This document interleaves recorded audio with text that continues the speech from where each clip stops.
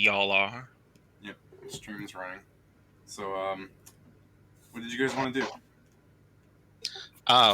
So I mean, I know that you've got. I don't know how ready you are for your stuff that you wanted to do before you caught up to us again. This scene is just the scene from prior.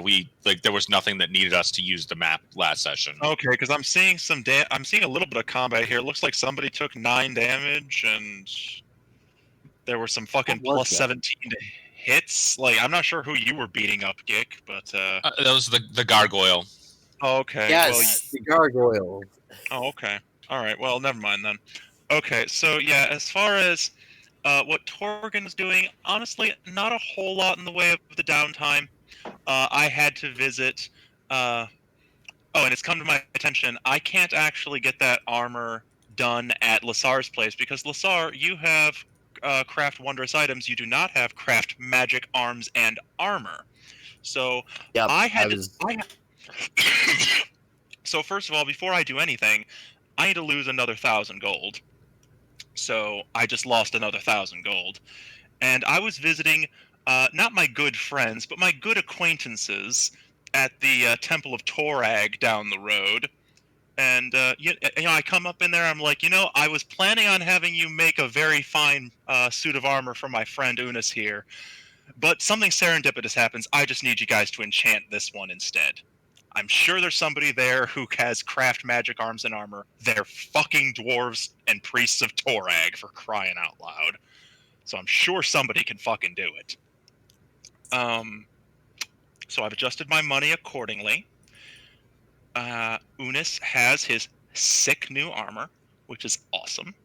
And then I actually just spend the remaining day or 2 days, whatever. It's 2 days because unless the person has a valet familiar, then it's only 1 day.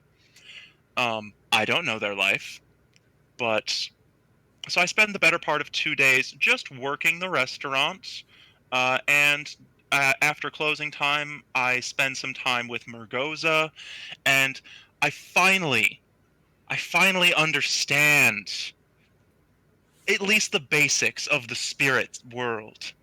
I finally can grasp the power of spirits that drift all around us.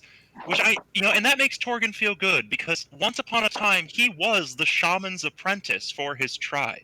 Yeah, I was just thinking from across the street, just some shamans walking by Agam's going, wannabe, just keeps walking. And now, just like Mergoza, I too can bind a spirit to Unis. And so the next time you see me, Unis now looks like a living statue. Unis is a gargoyle now. He is made of stone with tiny emeralds embedded in his flesh.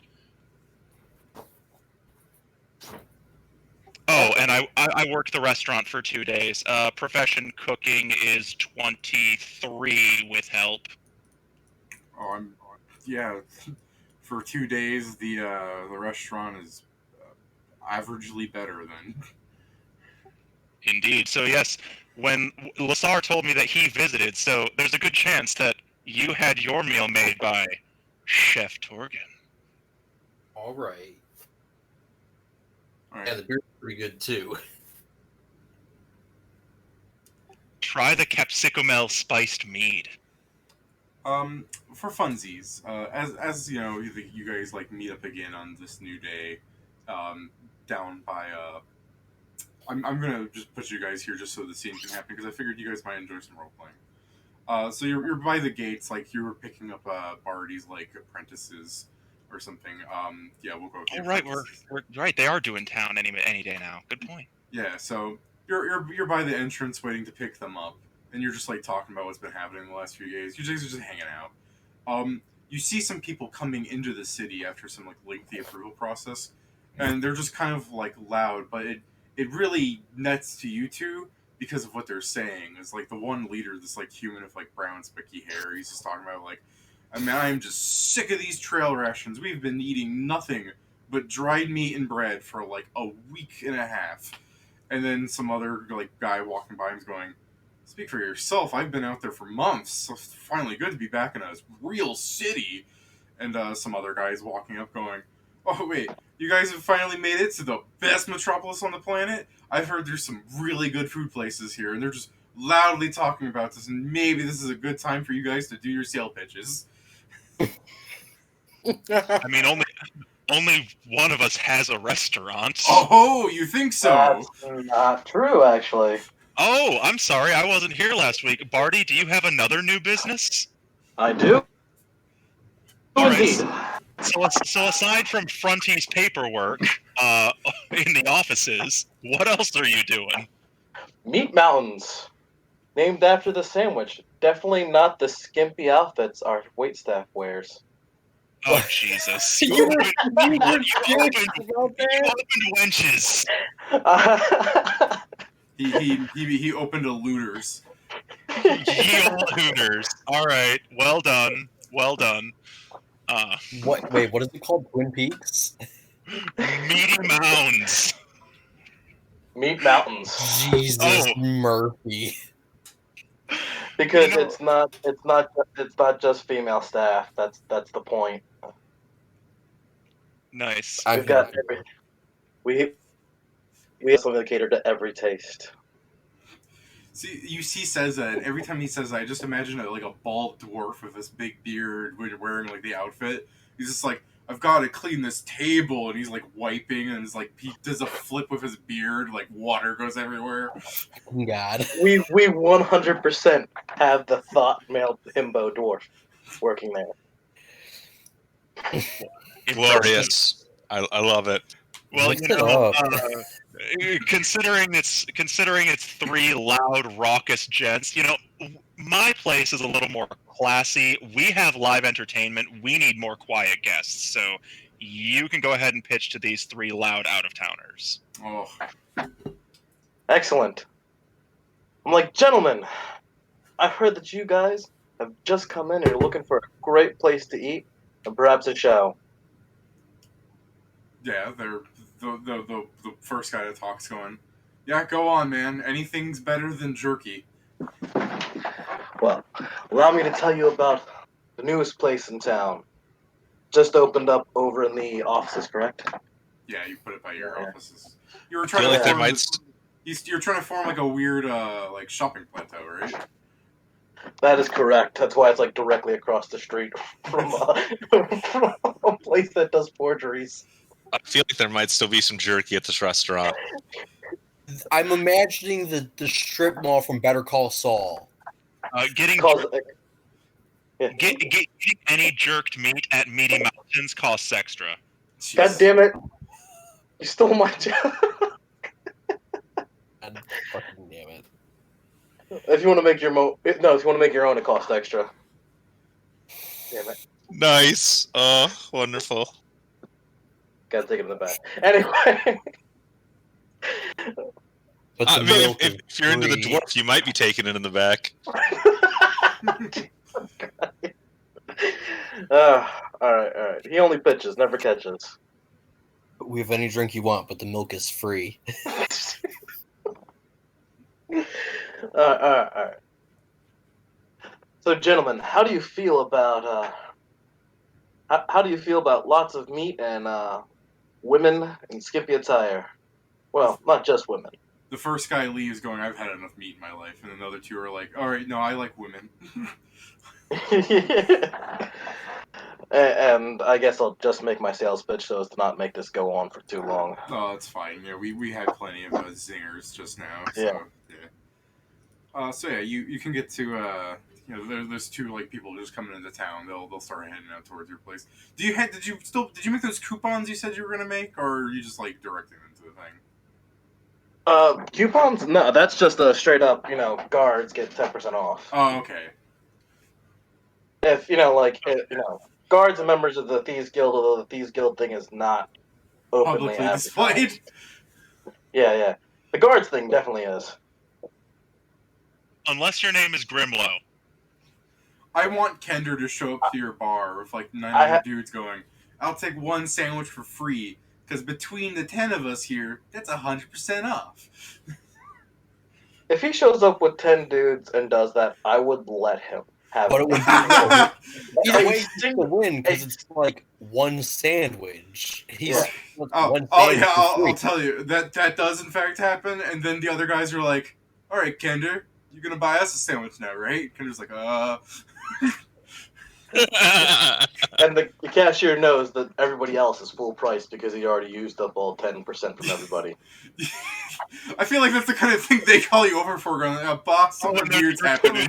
party's 8 or more. Ugh. Somewhere there's a math scholar that's like just your fourth senses tingling, going, "That's not right. That's not right at all." Yeah. Ugh. All right. So you guys go about the day. Was there anything you guys had specifically planned? Like you got Rokuki still in a water basin, trapped forever. Oh, I shit. mean, I think Yeah. I It's gonna think dissolve. He's in a watertight jar. Oh, It's, watertight. I heard water basin. I was like, what? Yeah. The jar itself is surrounded by a water basin. Oh, okay. Just so he Yes, can't if he escape. gets- And yeah, I'm sorry. Go ahead. Oh, I would. Yeah, no, I was just say exactly what you were saying, which is if he opens the fucking jar, he's gonna get covered in water and dissolved. So, like, escape is just the most terrifying thing. It's not even like a thing I could see him doing because I always imagined like him being like half the size of the jar, so it's not like he can climb the jar. It's a sheer surface glass, and like even if he got up there, he's inside the jar. How is he gonna unscrew it? Like he's just trapped in there. Oh, it has nothing to do with that. I just wanted to torture the hell out of Oh him. yeah, no, go on. That's exactly what's happening. I'm like, no, but I mean, we are looking for Glorden Tooth, and I will inform Torgan, sorry, about Mr. Glorin Tooth. Ran a cult back in the day, got away scot-free after murdering, a whole bunch of people and turning them into a giant, flesh golem. And so I figured we would turn him into a soul gem, which we could then trade to the gem cutters for information about the location of the earrings. His All memory right, is that your- seems like a lot of steps and a lot of danger. Also, is his name Glorin or Jorin? Because I see an I in this chat log. Is it an I? I thought it was Glorin. It's like Joran. Oh, Jorin. I thought it was an L. I had to look twice myself. There's a little space in there. That's an Yeah. I. Yeah, French is a thing. All right. So, I was thinking more like Giorno. It is pronounced more like that. God fucking damn it. It's pronounced closer to the like green almost the name, but I don't know French. That's my mother, so I can't pronounce words.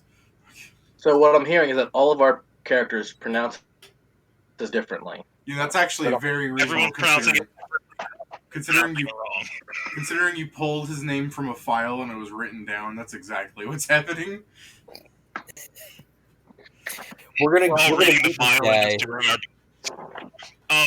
But why do we? So the gem cutters specifically want this soul, shiny. No, they want a soul gem with a soul of somebody famous in it. And so we figured if we're going to do somebody famous, we were going to do somebody who's also evil, so we don't feel guilty about it. Oh wait, it has to be somebody famous. I thought it just had to be someone particularly vile. No, they just want somebody famous. So Oh. like Yeah, we could have done like a good person. yeah. Barty, are you just saying this for like easy sake, or did you forget? No, they straight up said like they Okay. want somebody famous, right? The guy specifically said he wanted a soul gem that Lord Reclos made.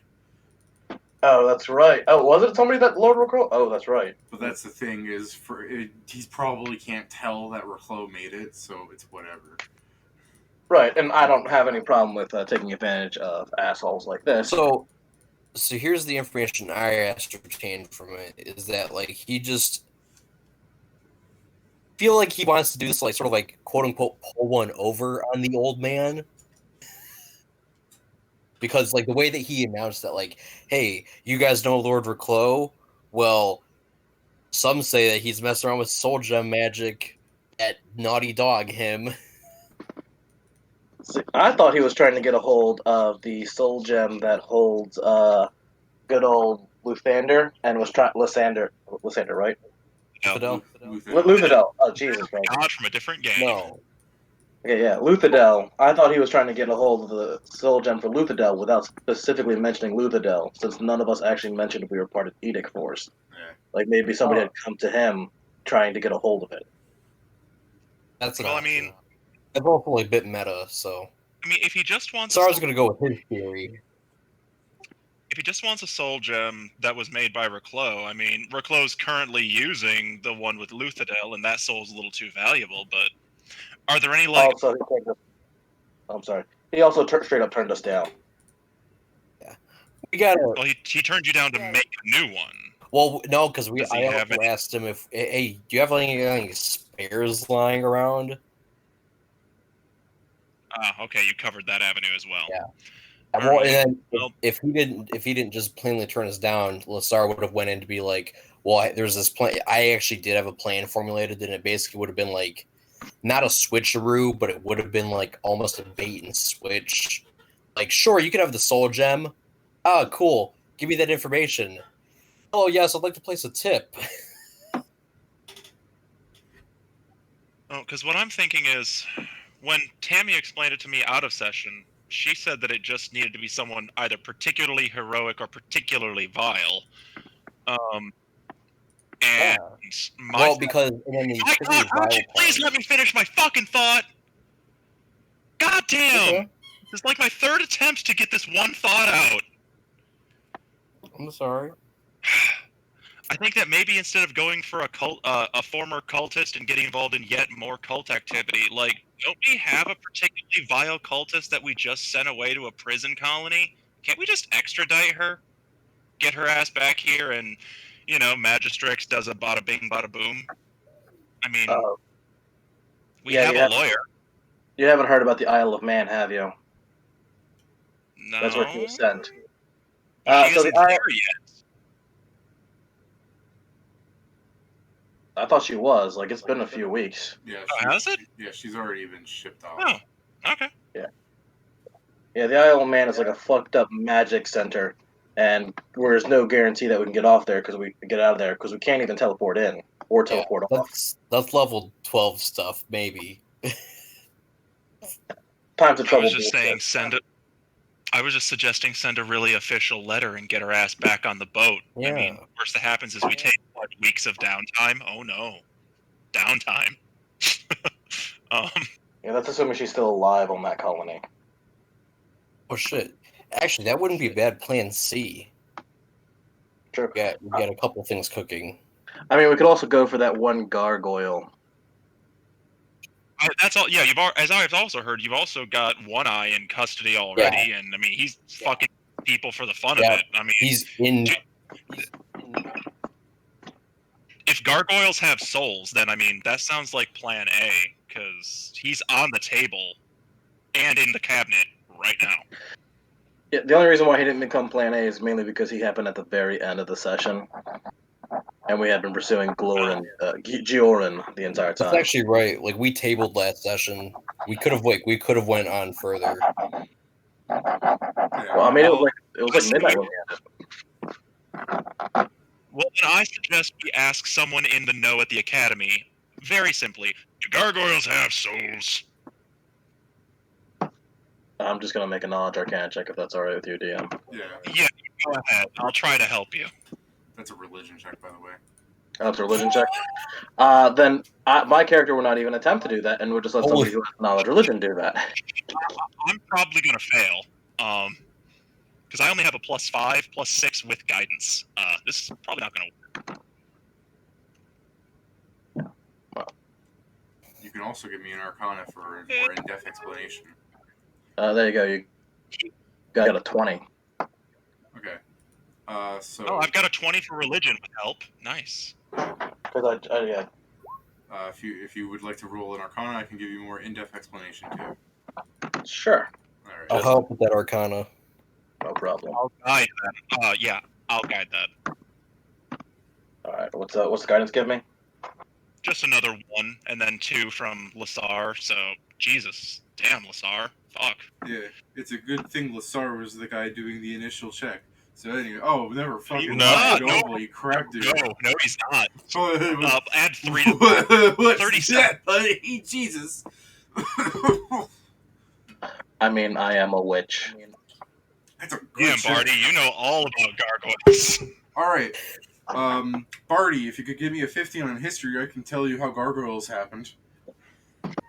I don't think I can literally give you I don't think I can. I can only get a 10 on an untrained knowledge check, right? You have history?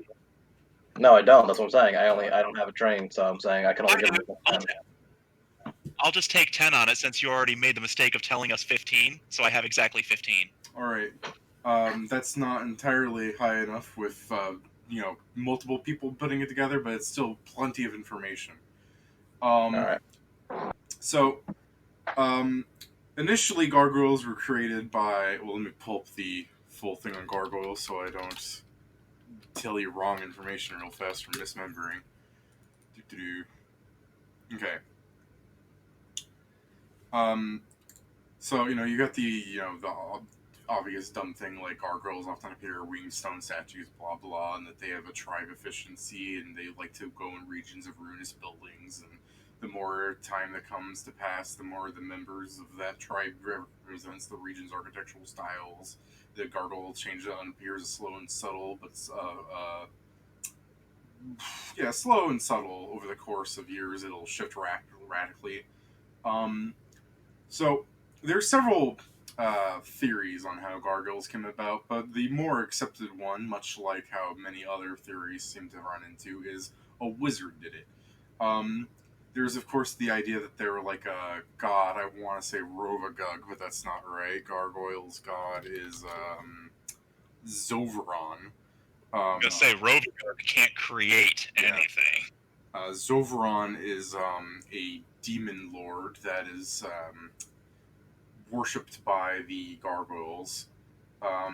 He appears like a gargoyle, so there's among the theories, one of them is simply that the demon lord made these gargoyles to be his servants. There's the idea that cultists created gargoyles resemble Zoveron when they worshipped him, and over time they changed. But the basic thing is people can still create gargoyles, but they're not terribly smart or personality dependent often. They're pretty much just monsters made to serve a purpose.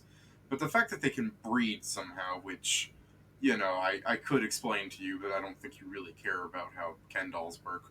I'll basic it to the female will lay one egg every 12 years or something, which is really stupid to me because I don't understand how they continue as a species like that. But that's Pathfinder. So yeah, they're an egg-laying species, but over time, since their purpose might have been fulfilled, or they might have broken free, like how the idea behind Warforged work, something happened. People aren't certain on it, but gargoyles just began rummaging around like any other creature would, like how the owlbears happened, for example. And that's where you get to gargoyles today. They have the idea that they do have souls because you can resurrect a gargoyle, so clearly they have some sort of soul.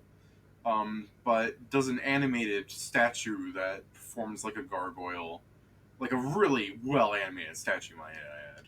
But would that be having a soul? Technically, also yes, actually, because it's still a magical beast. Isn't the game fun? Okay, well, as long as they count as a creature rather than a construct, then thank you, Barty, and your very informative 37. Yeah. So, what I'm hearing is we have a solution in a box right now. Exactly. We just need to take this guy up to Magistrix, and she'll be like, done. Oh, gem. Could we bring Magistrix to him? Because he's already in protective custody. So while you guys were going on your long buddy up explanation, he's just sitting there wiggling back and forth So I'm gathering after all this, it means you are in fact a gay robot. But no, he'll chime in. Well, so here's the thing. I didn't exactly tell Carnage what I needed One Eye for, and I'm afraid if he finds out, he won't be too happy. I left him with the idea that we would take him from the jail for questioning, and then I just wasn't going to return him. Oh, alright. So in order to maintain your lie to your friend Carnage, we do need to take him to Magistrix and not Magistrix to him. I prefer omission of truth, but sure. I like Fair your enough. thinking gig. Fair Oh, enough. Kick, you're growing up. I'm so proud of you right now. Devrin would be very happy if he were here. Well, alright. Unis, we're gonna go meet this gargoyle. Unis says he is excited to meet another gargoyle, and he thinks he is very scary. Oh. Yeah, that's right, because like we didn't even have a lead on that cult guy. We didn't even have like I think we have an address. Yeah, we have we an got an ad. address. We It have was an like address for this! If his address it is was on file, why hasn't he been arrested already? So it we was don't. an old address. This was like old files. Well, yeah. Essentially, we pieced together that that someone, a relative, has someone living with them that's not really registered, and we think that it might be this guy, but we're not 100% certain. Like, we could be wrong. Well, like as let's go with fun one. as fun as that thread would have been cool to chase. Like me personally, as both the player and Lasar sort of thinks. Again, we already have a potential candidate. And like, look, I've seen Silence of the Lambs. You don't know what's going to happen when you go up to a house. I'm just saying. Bird in the hand. Alright. Well, let's With your religion check, I do want to add, like, there is theological debate between, like, when a gargoyle gets its soul after being made, like, how many hundreds of years it must take, but, again, not prevalent. I just really wanted to throw that out there in case you were thinking That's later, let's mass construct actually souls. really cool. well, alright. Should I cast Sending to let the Magistrix know that we're coming with a prisoner? I mean, Lasar shrugs. yeah, She I think simultaneously feels like Or is she the kind of expecting lady. us? I mean- feel like she'd be expecting us. Lasar is the one who talked to her about this, so Lasar is the one with the details. Speaking of which, Lasar, how much does the she said that we need to replace that one item, the focus or something? Oh, it was like a very like a lens, like a fine lens. Yeah. And she However got- much a fine lens costs. DM, do I know what item it is that you need to replace and how much that is? Because I 500 should go. gold, that's all. Okay, yeah, I'll buy one along the way, Alright. just so I can, So I'm hearing I don't need to prepare Sending when I get around to preparing my spells. Good to know. No. Okay. I do like the idea of you just casually stopping and, like, I mean, it's a spell component, so obviously, like, this guy would be making lots of them. But just for you to come in and be like, I need a very fine lens. He's like, we have many fine glasses here. You're like, no, like, for the spell. And he's like, in the back we go. Yes, the other very fine lenses. Yeah. So yeah, At you... Bed Bath, you're at Bed Bath and Beyond. yeah. I want to buy a magic bullet. Oh, making some smoothies. No, I need to kill a wizard. Eyes go black. Follow me. So are you just heading out to her tower? Well, first we have to head to the lockup, and we gotta get the. That's right. Yeah, you're getting him first. Yeah, we gotta Apparently. drag him to the tower. All right. All right. So you head to the precinct where he's locked up. I'll. Is it what's the secretary here again? Is this during the day or the night? During the night. Yeah, then it's Cherry. Yes. All right. So you guys do some things. Cherry, during the okay. day. So yeah, it's Cherry. Yeah. All right. Yeah. It's okay. Well, Cherry. Carnage was supposed to leave a prisoner in one of the cells for Edict Force to pick up for questioning later. Is the prisoner here?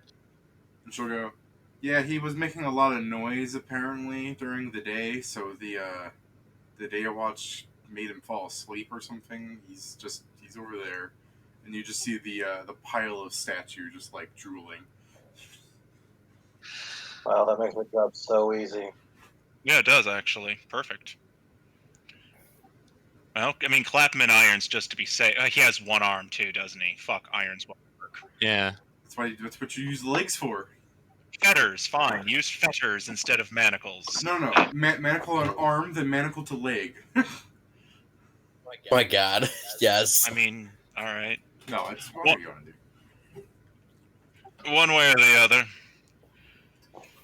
As Put him on the. As you're dragging him out, Cherry's gonna ask if you need like some smelling salts or something to wake him up, since you're gonna question him. No. Yes, We please. have it covered. Thank you very much. Alright, she's gonna roll sense motive, which means I have to find her sheet real fast. Cherry Inkweaver is somewhere in the seas. There she is. I'm sure she has a sense motive trained. I'm sure she does.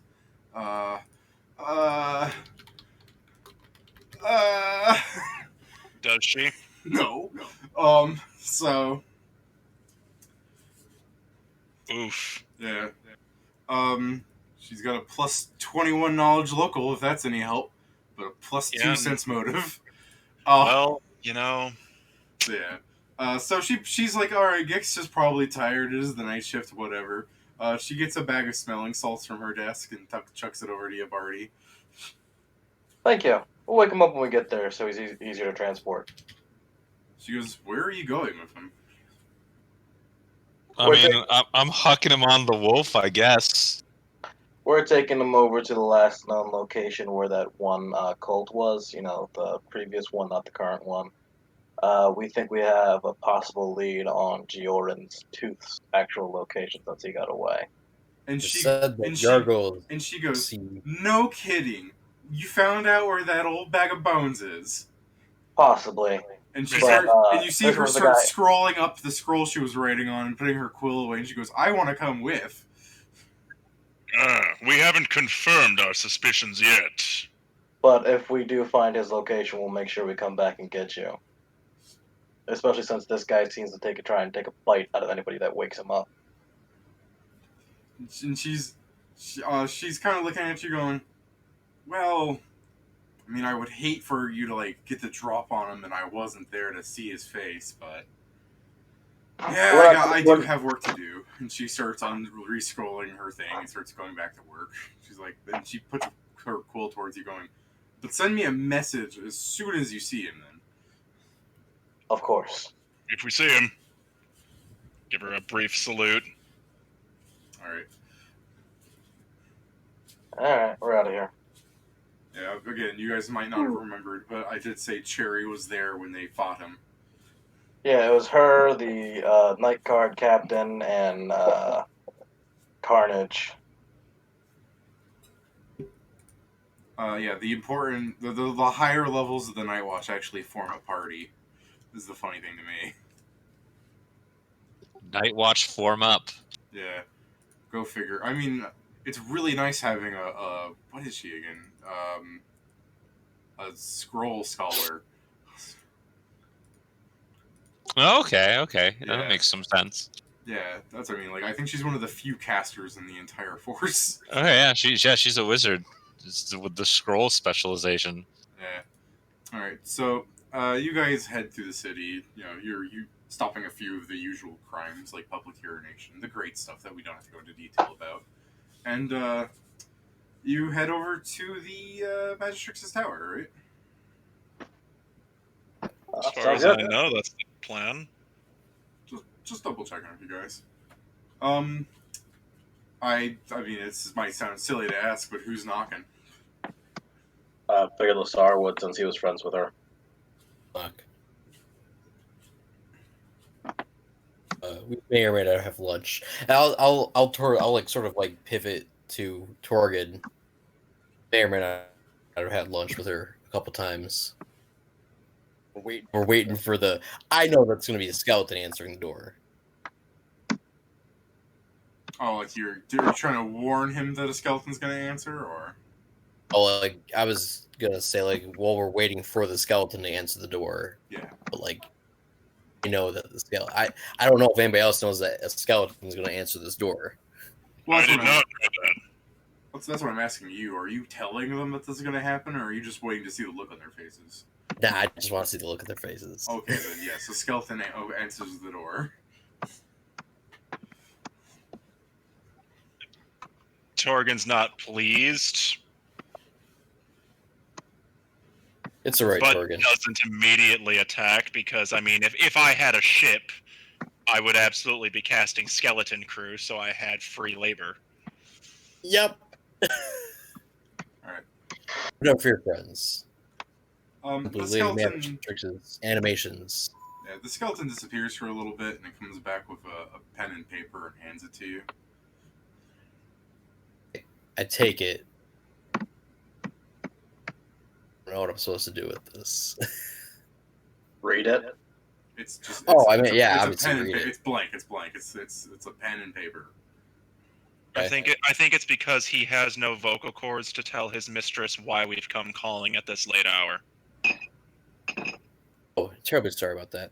I brought Lady Magistrix a worthy soul for a task I had mentioned to her earlier. I'll scroll down why we're fucking here. Okay. So, as you guys like spend some time outside the tower waiting for her to arrive, I don't know. You guys play wall ball on the side of the tower, and eventually. So do you have any lizard folk waiters? Or Agashi? Or kobolds? Or were crocodiles? Or catch me drift? I certainly attempted to get some. DM, was I able to get any scalies for Torgen?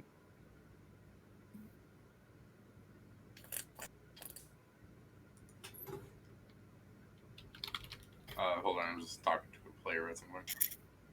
No problem. Take your time, man.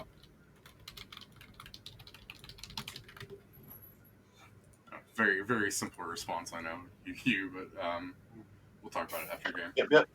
Yep. So what were you asking? Was I able to get any scalies as waiters or waitresses for Mr. Torgen? Did you like specifically request this knowing Torgen? Like, if so, sure. Alright, yeah. Then yes, we do indeed have at least one lizard folk working. A waiter or waitress? Let me roll a D100. High, it's male. Low, female. If it's exactly 50, it's a hermaphrodite. Oh, there you go. 54. 54, male. Interesting. Interesting. Good to know. Torgen Come does on not. by, you get 10% off. Yes, also good to know. Unis is asking if he also gets 10% off. Unis is a member of Edict Force, so yes. The answer is yes, Unis. Unis is pleased. See, when you said Unis values frugality. when you said Unis is also a member of Edict Force, I imagined the Edict Force pose with like the G.I. Joe thing, and then a cardboard cutout where Unis is colored in. Love it. Jesus Christ. All right. So some time passes as you guys, just talk, and she comes. Yeah, she's in her robe and everything, and Torgen, she smells cleaner than usual. Oh, shall she use prestidigitation on herself to get the sex off? What's sex? Oh. She's a wizard, baby. They don't have that. Just turn her magic wand. Yeah. What's the old joke? Shocking grass! Oh my fucking god. Oh, dear lord. So yeah, she opens the door. I mean, she knows why you're here. She just opens the door for you a lot. Thank you. Evening, your ladyship.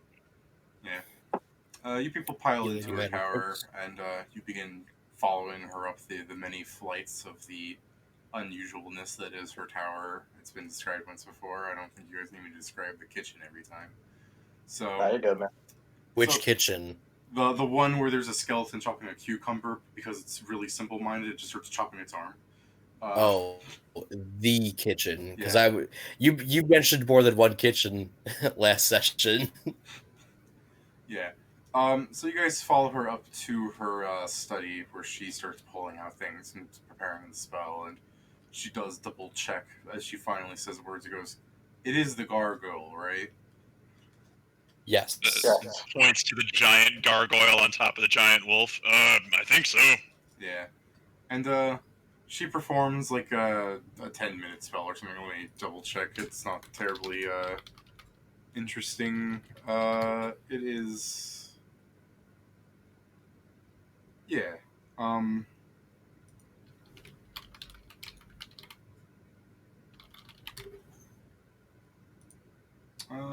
Yeah. And as she begins like her spell and it's like finishes and he's not in the gym, she points at him, disintegrates his body, and then the soul enters the gym. Oh shit. Shit. Yeah. The one thing would be like one eye being like as he's like waking up, he's just like, "What's happening?" And he sees the Magistrix pointing the finger out. He's like, "No," it just disappears. I kind of wish he had just stayed asleep another 15 seconds. That was pitiful. I mean, I found it quite humorous, but I'm an asshole, so. She chucks you the rock and she says that it's an extremely pitiful quality, so it's perfect for you. Thank you, Lady Magistrix. We're using it to buy We off also wanted shady to- people. It'll do. I don't think she needs to know. And I hand her, I mean, unless she wants to know. I mean, I'm not going to hide this information. And then, of course, I'll hand her a replacement. Yeah, she'll take the replacement. She'll go, "Oh, that was, She's looking at, Ulasar, she's, like, eyeing up the quality of the lens. And, she'll just walk on back. Though I suppose it's hard to see her eye you up considering she's wearing that mask all the time, but yeah, you know what I mean. Gick looks, because I assume this leaves behind a body. He disintegrated it. It left behind Oh. a bunch of dust. Oh, it's just gonna. Okay, cool. Oh, sweet. Okay, I was worried I had to dispose of No, a but we body. should probably sweep up her room, just to be nice. Can we get a prestidigitate over here? There's like a skeleton wearing a maid outfit with a broom pan looking at you. Oh, I was about to have Jasper press the digitate. Oh, I thought Barty was going to do it, but yeah, Jasper can do it too. That's right. Thank you, Jasper. Yep. Yeah. Unis thanks Jasper. Just like.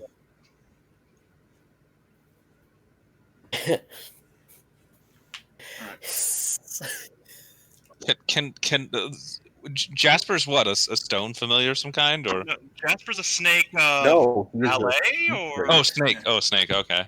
he is a valet. Yes. Yeah, he's a secret valet.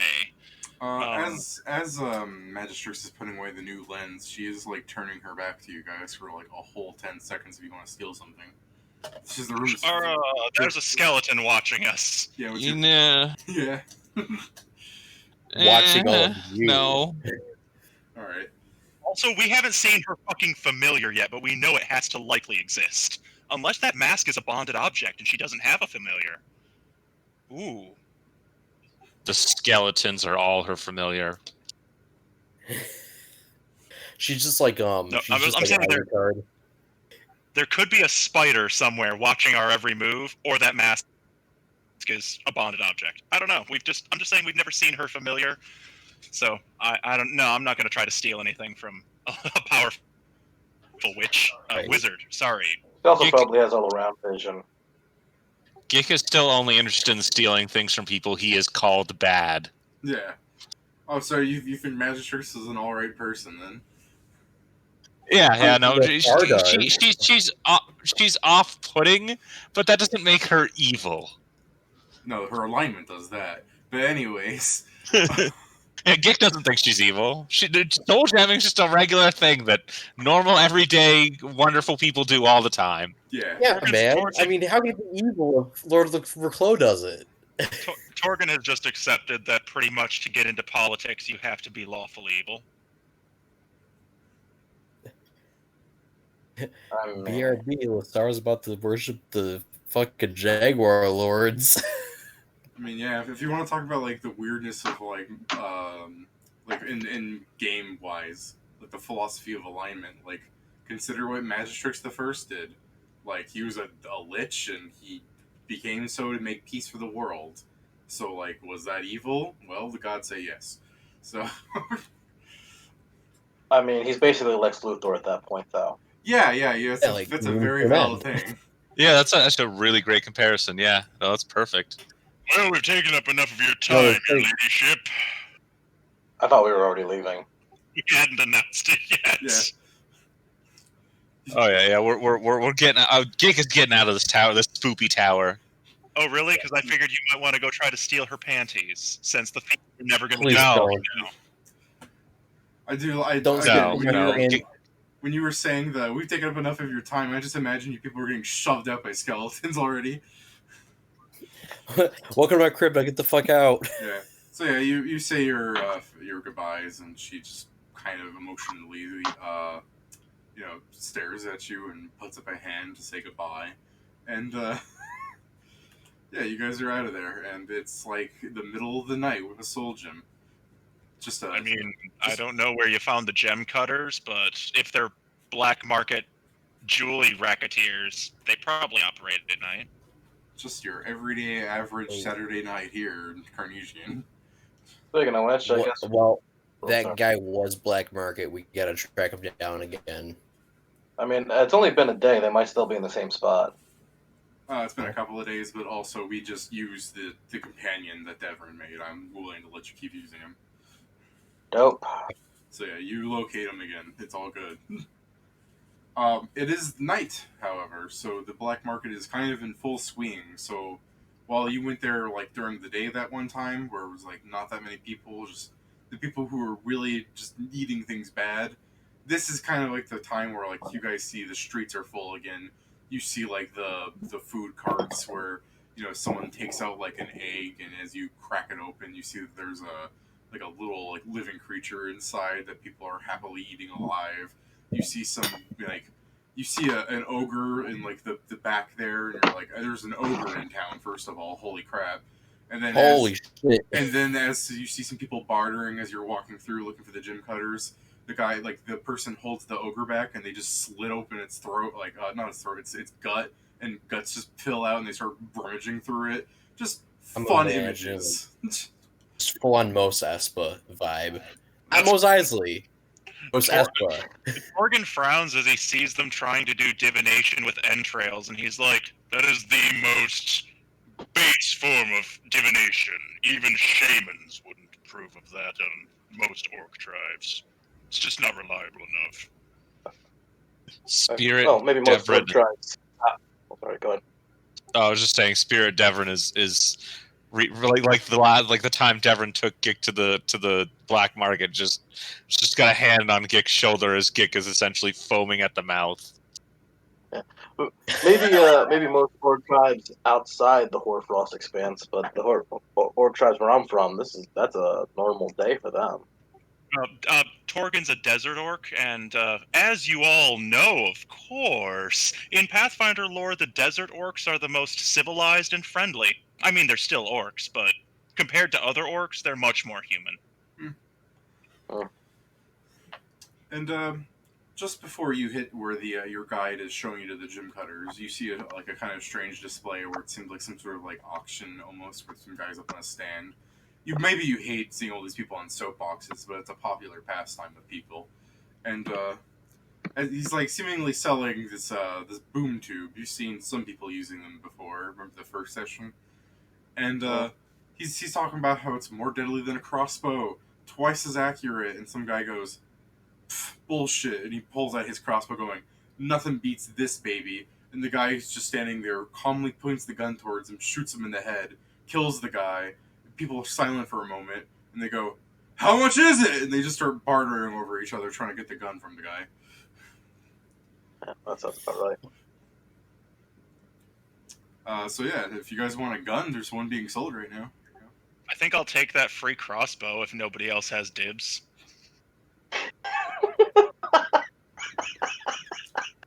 I love it. I'm willing to bet there probably are people that were trying to steal him, but before they have, like, I'm sure they were probably trying to, like, they were checking his pockets and stuff for gold first. Get that crossbow. Go ahead. Yoink. Give Torgan Is a high five. Yeah, I'm like, I don't know if it's even that good. I'll cast Detect Magic on it as I walk. I mean, it looks Wait, nice, but but- it's not magical. Oh, it's masterwork. It'll sell for a 175. That'll buy me some food. I'll press the digitation it so to remove his gray matter. Thank you kindly. What gray matter? That's all pink. It was a little spattered. All right. The Kennedy's bits of skull. And you guys, Oh, you guys enter into the chiseled doorway of a gym cutter jewelry. Unlike the So I know gnome you said before, doorway. you don't see the gnome from before. Instead, you see a blue-skinned bald person wearing like white robes, and just when you see them like going, oh, a customer, and they move their hands, it is like a pimp. It is like if they hit you, you would take bludgeoning damage from the stones on their fist.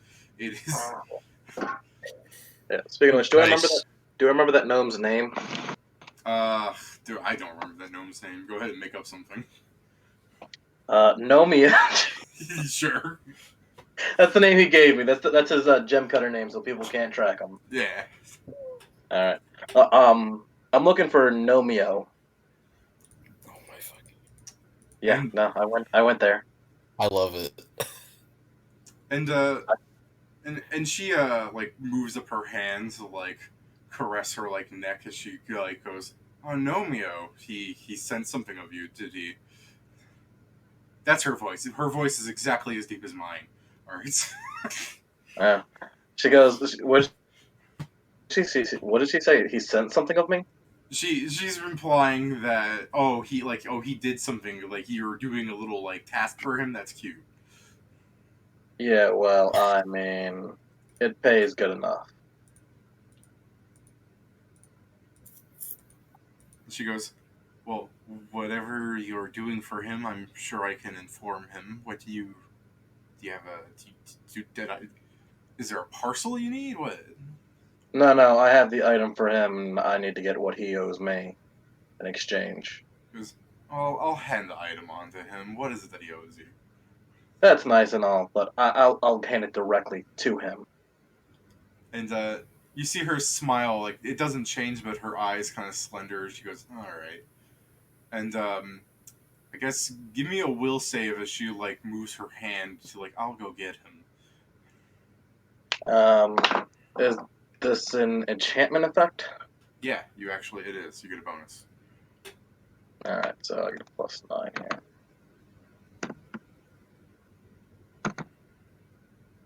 Yeah.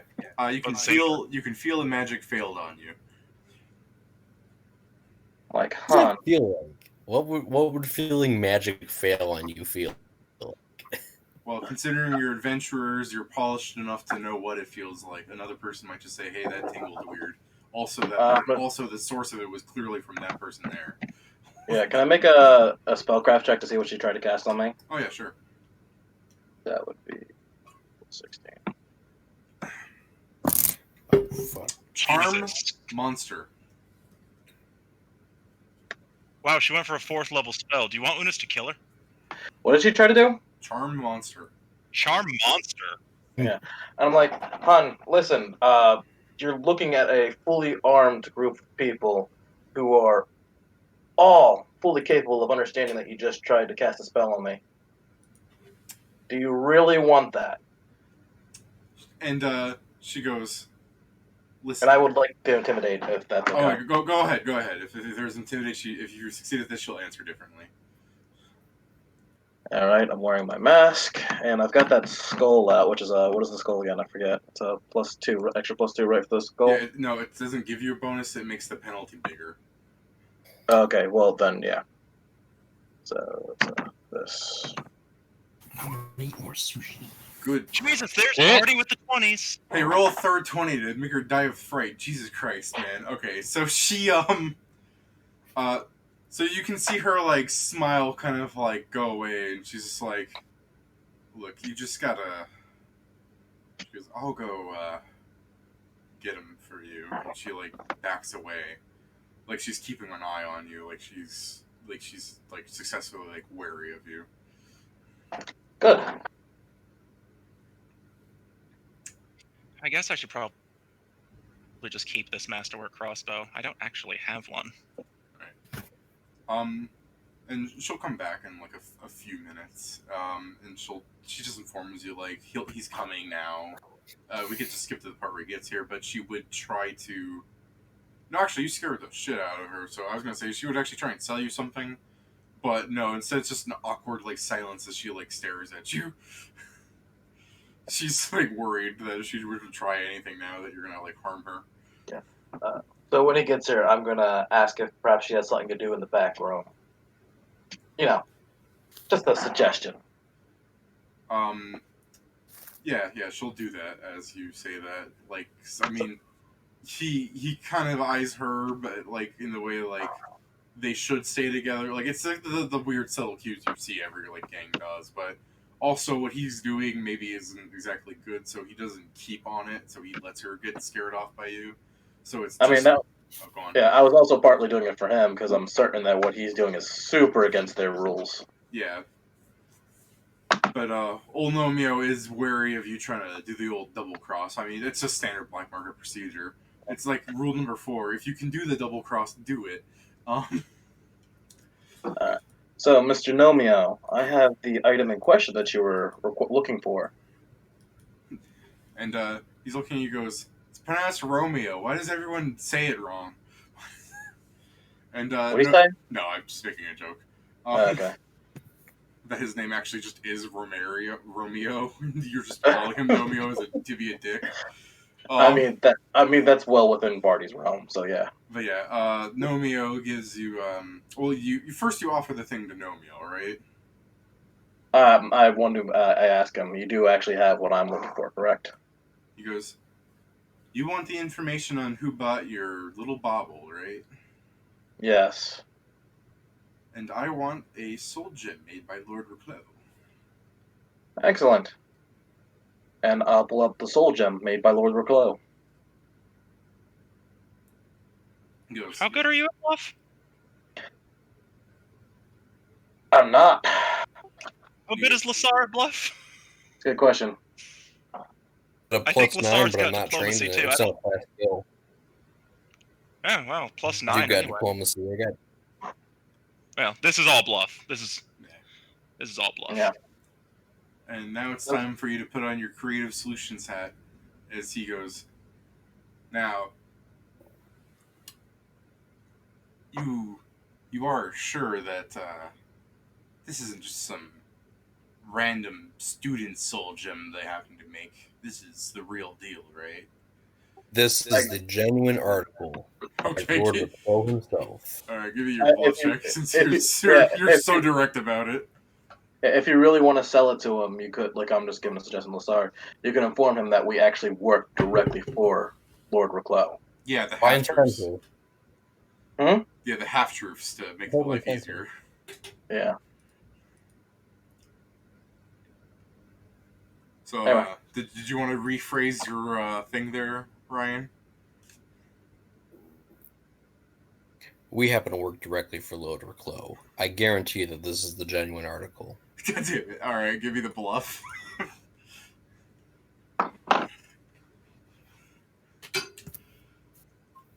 That's not bad.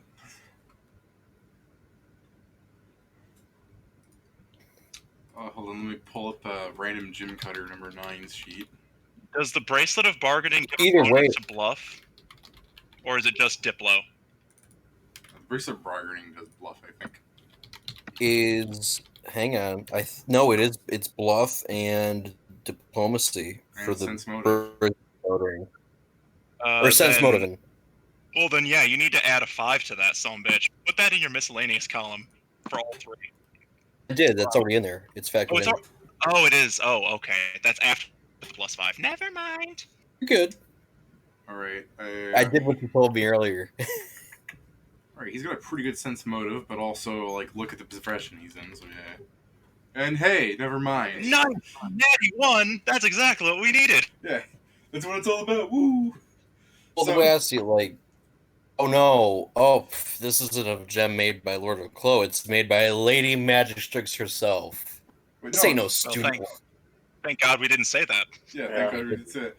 So, not only is he like, well, that's great, and like you see him like raise his hand, and you can see he has his own bracelet of bargaining around his arm there, asking for a Flashed in my handshake. tiger teeth. So who's he raising his hand to? To the guy that's gonna hand him the gym, like he's like it's like a handshake deal kind of thing. I place it upon the counter. Offer your I yeah, shake hands your with other him. hand. Yeah. What? I'm not. The bracelets of bartering does a thing with handshakes. Hang on. Yeah, no, that's It why. detects if you're lying, doesn't it? Right. And Barty was the one who identified this stuff, so I'm assuming I would know about it. Yeah. Oh wait, Barty would have the gem. Barty's the one doing the handshake. Never mind. Barty, you make that handshake. Barty places it. Barty simply places the gem on the counter Yeah. and looks derisively at his hand. Well, That's true. I mean, his assistant did just try to cast something on us. He could be holding a charge in that hand. yeah, and the gnome goes, and like in the sense that like he got a nat 1, so he's not going to be like I insist on the handshake. It's just oh, you mean like no, it's we're just that's fine. The deal is made, and he hands you a little like slip of paper, like not like an envelope, but like a really like crudely like folded a million times piece of paper. And he'll take the gem and he'll start like fondling it into the back, like the weird like tapping fushigi ball kind of thing as he like heads away. Okay. Thank you. And as long as everything here is honest, we're all good to go. And if it's not, we'll find you. I And, will flash in my tiger's teeth again. I'm gonna. Yeah, and Go another he'll intimidate turn check and if you smile like. to you and goes, "We cut gems for a living. Flesh is weaker." He's I would actually like to make an intimidate check if that's possible. I'll intimidate check too. Like they're just being assholes to each other at this point. You're probably better than his. Never mind. I mean, you both walk away scared. We both walk away with the no, we really don't want to fuck with that person because neither of us are coming out of that happily. This Yeah, is like when like you're Brock walking away Stanton- cool at each other, and like you close the door, and you're like, "Geez, that was scary." That phrase he just said at the end, and as he's smiling there in the corner, he's going, "Ooh, man, all right, where's my other pair of pants?" Yep. That's like that part when Brock Stampson shook hands with Phantom Limb. He was like, for a second I thought you'd do that zappy thing. Yeah. And he's like, "But I." Venture Brothers, so good. All right. So I assume you like unfold the little like anthrax paper, right? I mean, it's I kinda figured necessary. I figured we'd get out of the black market first. Oh, that's Let's fair. all go to my place. I mean, I would have opened it up right in front of him to make sure that it wasn't fucking blank. That's a good point. All right, let's open it up real quick. All right. So you close the door to the gym cutters, a little scared. You open up the thing. There are words written on it. It's a name, an address, how much they bought the earrings for, which were for a cool 20,000 platinum. Jesus Christ. Holy shit. To rob this person's house. I mean, that was the plan. They've definitely got some artwork that we can steal. So they bought it for 20,000 P, and what's their name? Let me go get a good name for this like level 14 nobleman. All this aristocrat levels and nothing to spend it on. He's old money. Okay. For how much I've given him money and levels and aristocrat and stuff, they would be that would make him like a. Sorry, I'm blanking. Duke is under Baron, right? No, Baron is the lowest that has peerage. Okay, then it's Baron then, yeah. I mean, Boy. All right. With that many levels, I thought he'd be more than a Baron, but all right. Well, you have to remember, there's technically no one to actually hand out these titles, meaning he's like a Duke is someone who's had like a long history of being like in a family of dukedoms. You know what I mean? Dukedoms. All right. So his name is Baron or Duke or what is No, he would be Baron Vach Freebrace. Baron. Though I Vach? do appreciate what this random number. I used a random generator, and I decided not to go with it because this is what the generator gave me. Fuck tall. Fuck tall. Yeah. Wow, middle name it. Yeah, with the Baron named Vok, I was like, oh, this is Baron Fuck, huh? But apparently the random name generator and me agree. Yeah, so the Vach Coldridge is what I said, or something else? I thought I said Vach Freebase. Yeah, Freebase, why not? I just had to make up a name right on the spot, you know? Yeah, sorry, man. Fucking Roll20 is really cool sometimes. Vach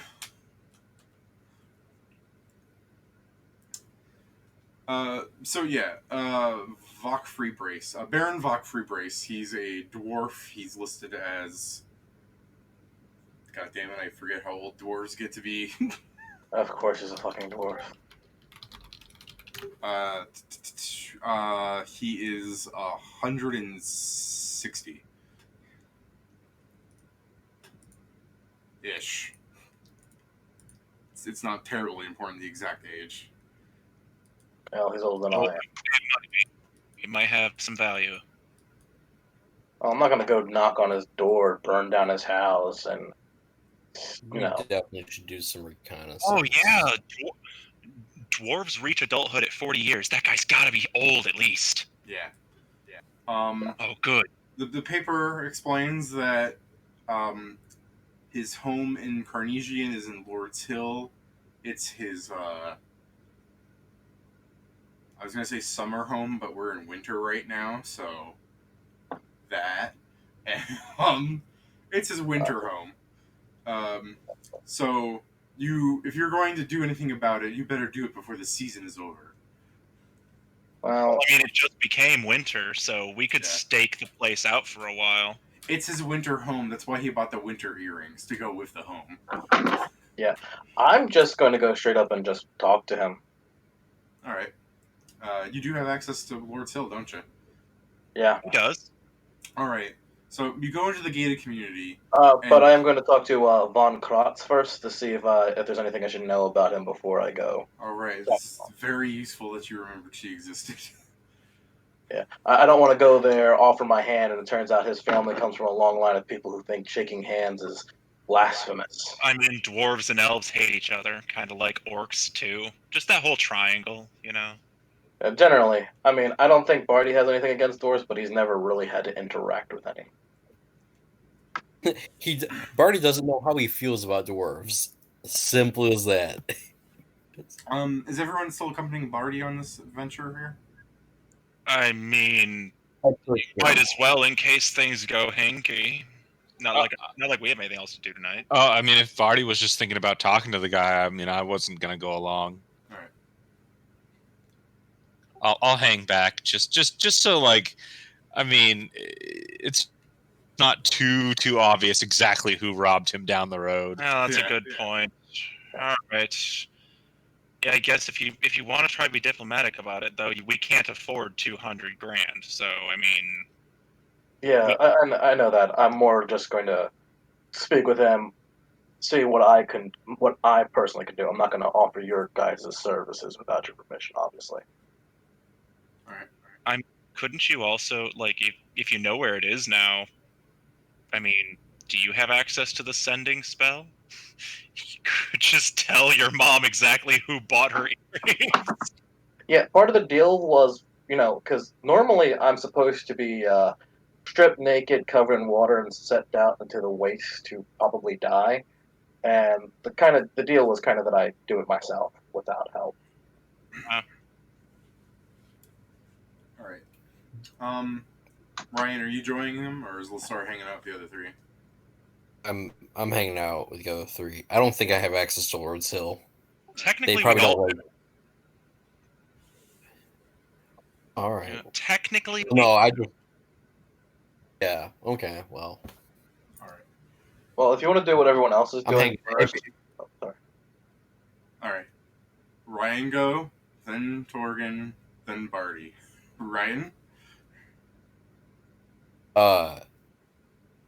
Who else is hungry? I Okay. could definitely use some food.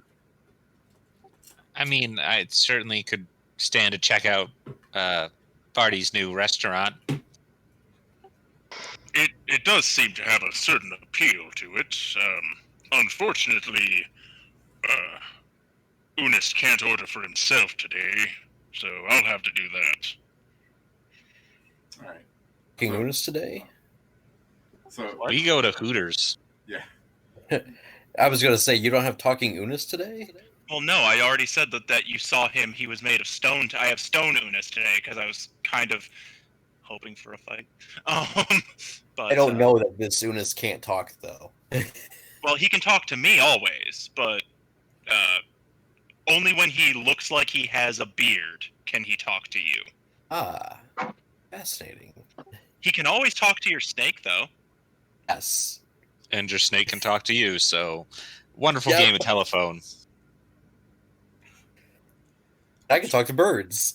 I'm trying to. I was going to make that joke from Xavier Renegade Angel about the Oh, sandwich, but I can't remember the line, so just that's the You don't best you're know going to get as a Renegade reference. So you guys go off to Meat Mountains. Kier, did you want to say what you wanted to say before that?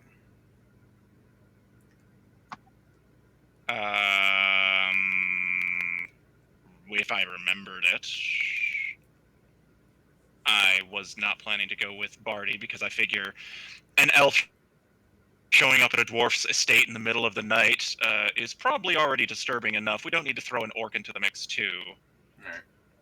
Oh, is it the middle of the night? I thought we were doing it like the next day. It's still the middle of the night. We just left the gem cutters. Like, well, there's a chance your restaurant's not even fucking open unless they're open until last call. They're open 24/7. Oh, We have all 3 right. shifts. Okay. Better than Hooters.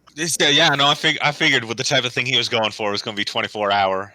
Oh, hold on, wait, Torgan, I would actually try to stop you from going if I knew you were going, because the night shift happens to employ nighttime creatures. Wow. Oh, there's lots of drow and stuff there. Oh, Vampires. oh. Oh no! Just nocturnal creatures in general, so I'd probably try and stop you from going at night. Torgan, no! Well, you guys have fun. I'll get Unis something at the gazebo room. No, wait, I have my own estate now. Yes, I'll get him something from my kitchen. Alrighty. Alright.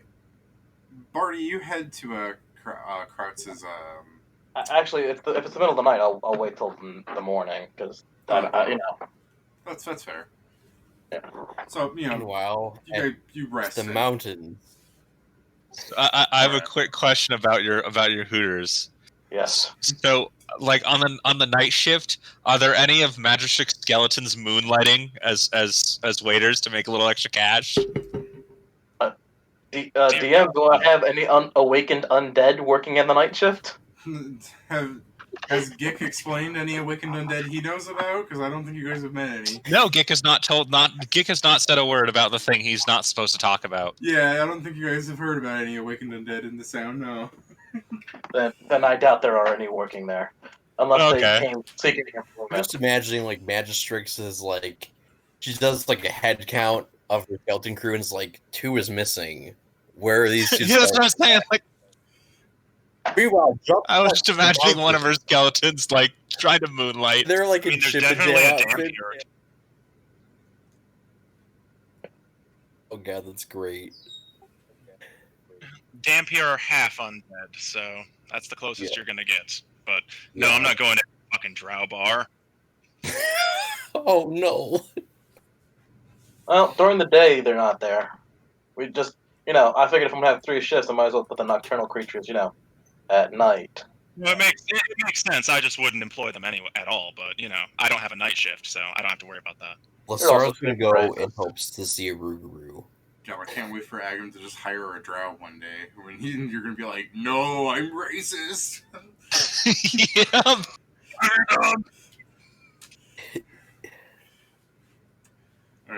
So yeah, you guys drink yourself out to the night at Meat Mountain, and when you guys wake up from your stupor, it's the middle of the day, as you probably should be for your. Well, actually, you guys only sleep for like 2 hours now, don't you? 4. We sleep for 4 hours.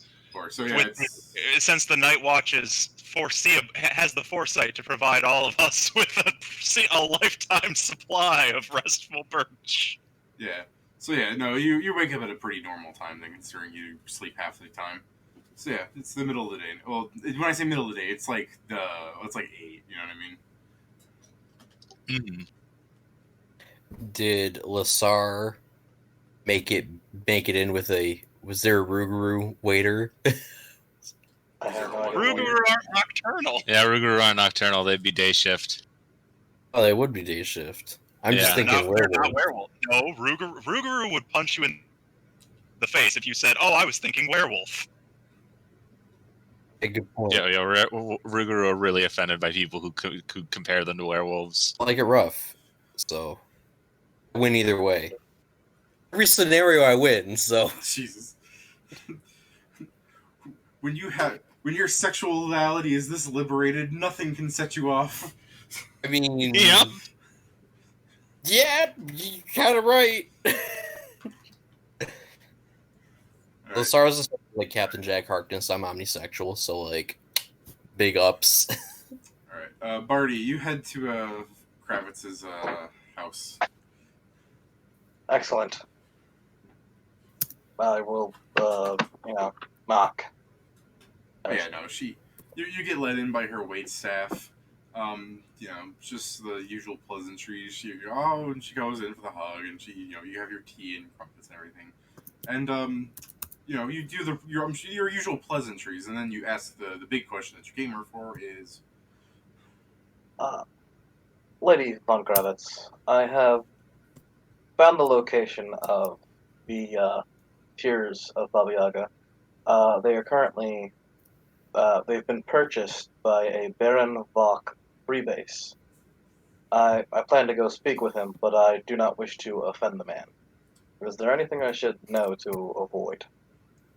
and as you're like, oh, you found it, she's like, oh, that's good, and as soon as you say Vok, her face kind of goes, she'll go, offending is a strange proposition with a man like Vok.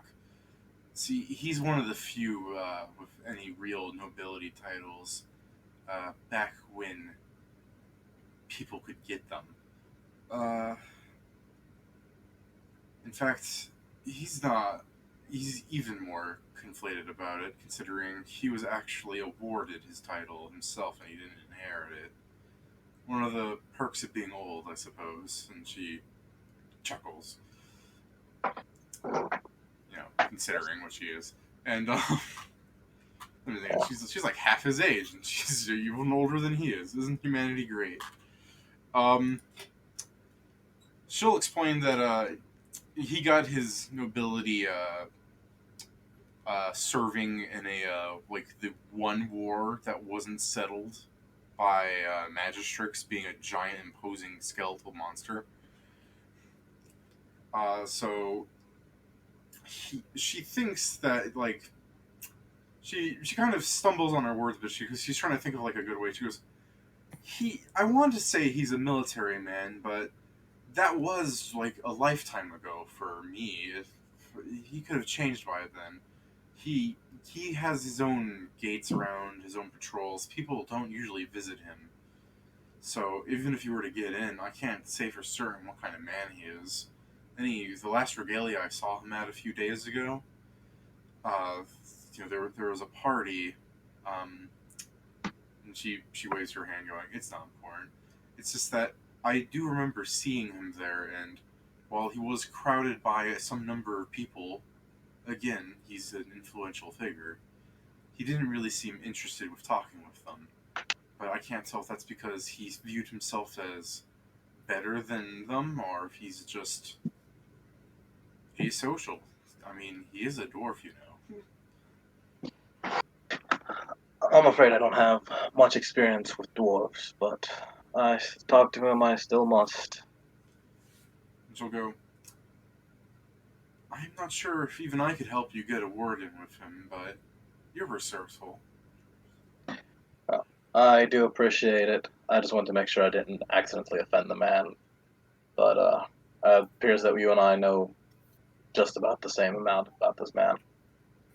He goes, if he happens to still be a military man at heart, you know, gods know Yeah. so many of these old fogies are. I believe the old salute went something like this, and she. Oh, I was going to describe something. That's just the Hitler salute. Never mind. I'm trying to think of like a good military salute that a giant metropolis would have gone to war once would have had. That Like maybe the old British military salute. Oh yeah, the weird funny walking one. You mean? Yes. Yes. and she'll demonstrate the silly walk to you. She part of the ministry. Well, she would have been like like actually I think she might have been born after the war, but even I'm making then, reference to the Monty Python sketch, Ministry of Silly Walks. yeah. But I was thinking of the like, why would she know this? I can only assume that her father was in the military and he showed her. Or maybe her grandfather. Yeah, or maybe her grandfather. Grandfather's John Cleese. Yeah, I'll accept that. But yeah, so she shows you the salute in case that does you any good. And you can understand why no one uses the salute anymore. Yeah. I can definitely understand that one. I will, I'll finish up with our visit, obviously. And once that's done, I suppose I'll have to head to Baron Buck Free Base. Yeah, and before you finish up your chat with her, she'll bring up that she does feel a little bad talking about the party she went to that you weren't invited to. So if you'd like, she could throw a little party. It is just about her turn to throw one, she supposes. No, it's quite all right. I've been incredibly busy with the work that I'm doing for Lord Reclau. He goes, well, it's a shame, because I'm sure you would have been the life of it. I think you and I both know that me and parties with the wealthy are probably not the best at mixing. So she would know that Barty is incredibly blunt. Yeah. Well, she likes that. Yeah, yeah, she appreciates it. Everyone else probably would not appreciate me being honest. Alright. So, you head to Vox Estate. You make it to the fence, which is like some sort of like, I don't want to say it's iron rot because it's a funny blue color to you, but you know it's metal and you can't squeeze through the gap, so you're stopped. Obviously. Could I see what? Could I make a check to see what kind of metal that is? Oh, yeah, go ahead. What kind of check did I make on that? I've got Arcana and Planes. Let me. Stone cutting would help for one thing, but I'm trying to remember what knowledge check it falls under. Praise. It's a praise. Oh, I have a praise. Yeah. The joys of being a capitalist. Yeah. Damn, I rolled a 2. Well, it's probably expensive. It's not ice. I don't think this gate is made of ice. Right. The gate is made of gate. That's fine. I was just more curious. No, with an 18, you would be able to identify that it's not like things like iron or steel, but probably one of the sky metals. Oh, fun. I doubt it's adamantine since I know what that looks like. Yeah. I mean, Gik's running around with a giant block of it. Yeah, Gik is always eager to show it off, so yeah, you know what it looks like. Yeah. Yeah, so I'm assuming there's like some kind of guard posted at the gate. Not at the gate specifically. You can see that there's like patrols of people like making frequent sweeps by the gate. So if you wanted, you could like call one of them over. Wow, this is like, oh geez, I'd assume like you'd have like some kind of. I will attempt to do so. Yeah. But worst comes to worst, I might have to come back later if they don't, No, I mean, granted that you actually like catch their attention, which shouldn't be too hard. They should be good at their job, considering what this is. Yeah. They will take the appreciative like break from marching monotonously around by themselves, and a pair of them they're patrolling together heads up towards you and asks, "What's your?" The guy goes, "What's your deal there, mate?" I need to speak with Baron Vonk, Freebase. Is there any way to get a hold of him? He goes, "Oh yeah. Have you tried being rich?" Working on it. And the guy goes, "Yeah, true enough that." And the other guy starts like pulling out a cigarette as he starts talking to you. And he offers you one. I appreciate the offer, but I don't smoke. And he shrugs, and the two of them start lighting up a pair of fags as they're talking to you. And Dude, what? I'm right here. There's like No. 3 gay guys in this game. Fag is British slang for cigarette. Like full stop. Yeah. It's yeah. Did you not know that, or are you just going with the meme? Actually, I've never heard that in my life. Yeah. Yeah, Really? You've never heard Brits call it a fag? yeah, I No. promise you it is. I haven't, I'm afraid. That's actually news to William. Okay. Yeah. You're good, man. You're Yeah, good. Yeah, that's just a common term for cigarette. I was called racist last week. Now I'm being called anti-gay. Come on, man. I believe the term is homophobic. I don't even. That's exactly how little I get called anti-gay. That's all It's good, okay. man. All good. No, yeah, it's fine. It's fine. It's clearly it was just a misunderstanding. No big. Yeah, I know. So yeah, they're smoking their ciggies, and yeah, they're just like, clearly like not doing their job at this point as they're patrolling this like 1 square foot next to you, and I love how you got like both of them talking to you now. and Hey, yeah, listen. Actually, this works to my advantage. I'm going to try and hold their attention as long as possible to see if their absence is noted. so That's bad. yeah, Yeah, no, sorry. I'll point out what happens. I was just gonna say they do tell you as you're like trying to figure out like about Vok. They don't really see much of the old guy. Old Bean is like always inside. Anyone that comes from the work staff don't really even seem to like see too much of them. It seems to almost be like just a mansion like that's inhabited by the staff. He is there. Like the chefs say they make food for him. The chefs are like dwarves that were like the son of the last chef kind of thing. Like there's a bunch of like family hierarchy being built into this. Like he's real old money style, and Gotcha. they're just talking about like he's rich. People got to do what they're gonna do. I mean, the other guy, the guy that pulled out the cigarettes, is going like, I mean, Lord knows I'm probably gonna live to 40 before someone offs me, and like if I had to live as long as he did, I'd grow probably similar. And the other guy's going, nah, if I had the money I would be broke in a week, I assure you. And before their absence is really noticed, they finish their cigarette, like it's gone down to like the butt of it, and they'll flick it outside the gate, and they'll go, all right, well, we gotta get back to our shift, and they'll start going back. So they last for approximately 1 cigarette. Before they go, I asked, does he actually receive mail here? And as they're walking off, they'll shout, going, bollocks if I know. So, on their patrols, they've never seen a mailman, I'm assuming, at that point, if they don't know. Yeah, correct. Lovely. Alright. Well, I guess Barty's going to do research into whether or not this guy has a mailbox and see if he can. Well, at least these guards are more attentive than Alfred in that Joker movie. Jeez. Alright, how do you want to find out if he has a mailbox? Or whatever you're gonna do. Like, how? Well, I'm assuming I can't see one here out of his gate, so... Well, no, yeah, obviously. I should have said that. My bad. I'm just going to go to public records. Is there even a mail carrier service in this place? In this Yes! town? Yes! I get to bring them in!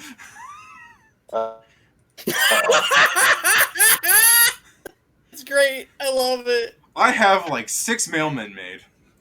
Oh my god. Yes. One of them I have labeled as the one who delivers.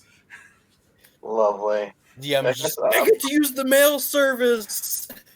I guess I will. First things first, Barty will write up a very formal letter requesting his presence, mentioning what Barty's a blunt person. He's just going to bluntly say that he has gathered information that reveals that not in a accusatory manner, just in a matter of fact manner, All that right. Baron Vakriprace has obtained the Tears of Baba Yaga, and that he is looking to gain them back in some manner, Okay. legally from. Are you using the official stationery, and are you putting a seal on it?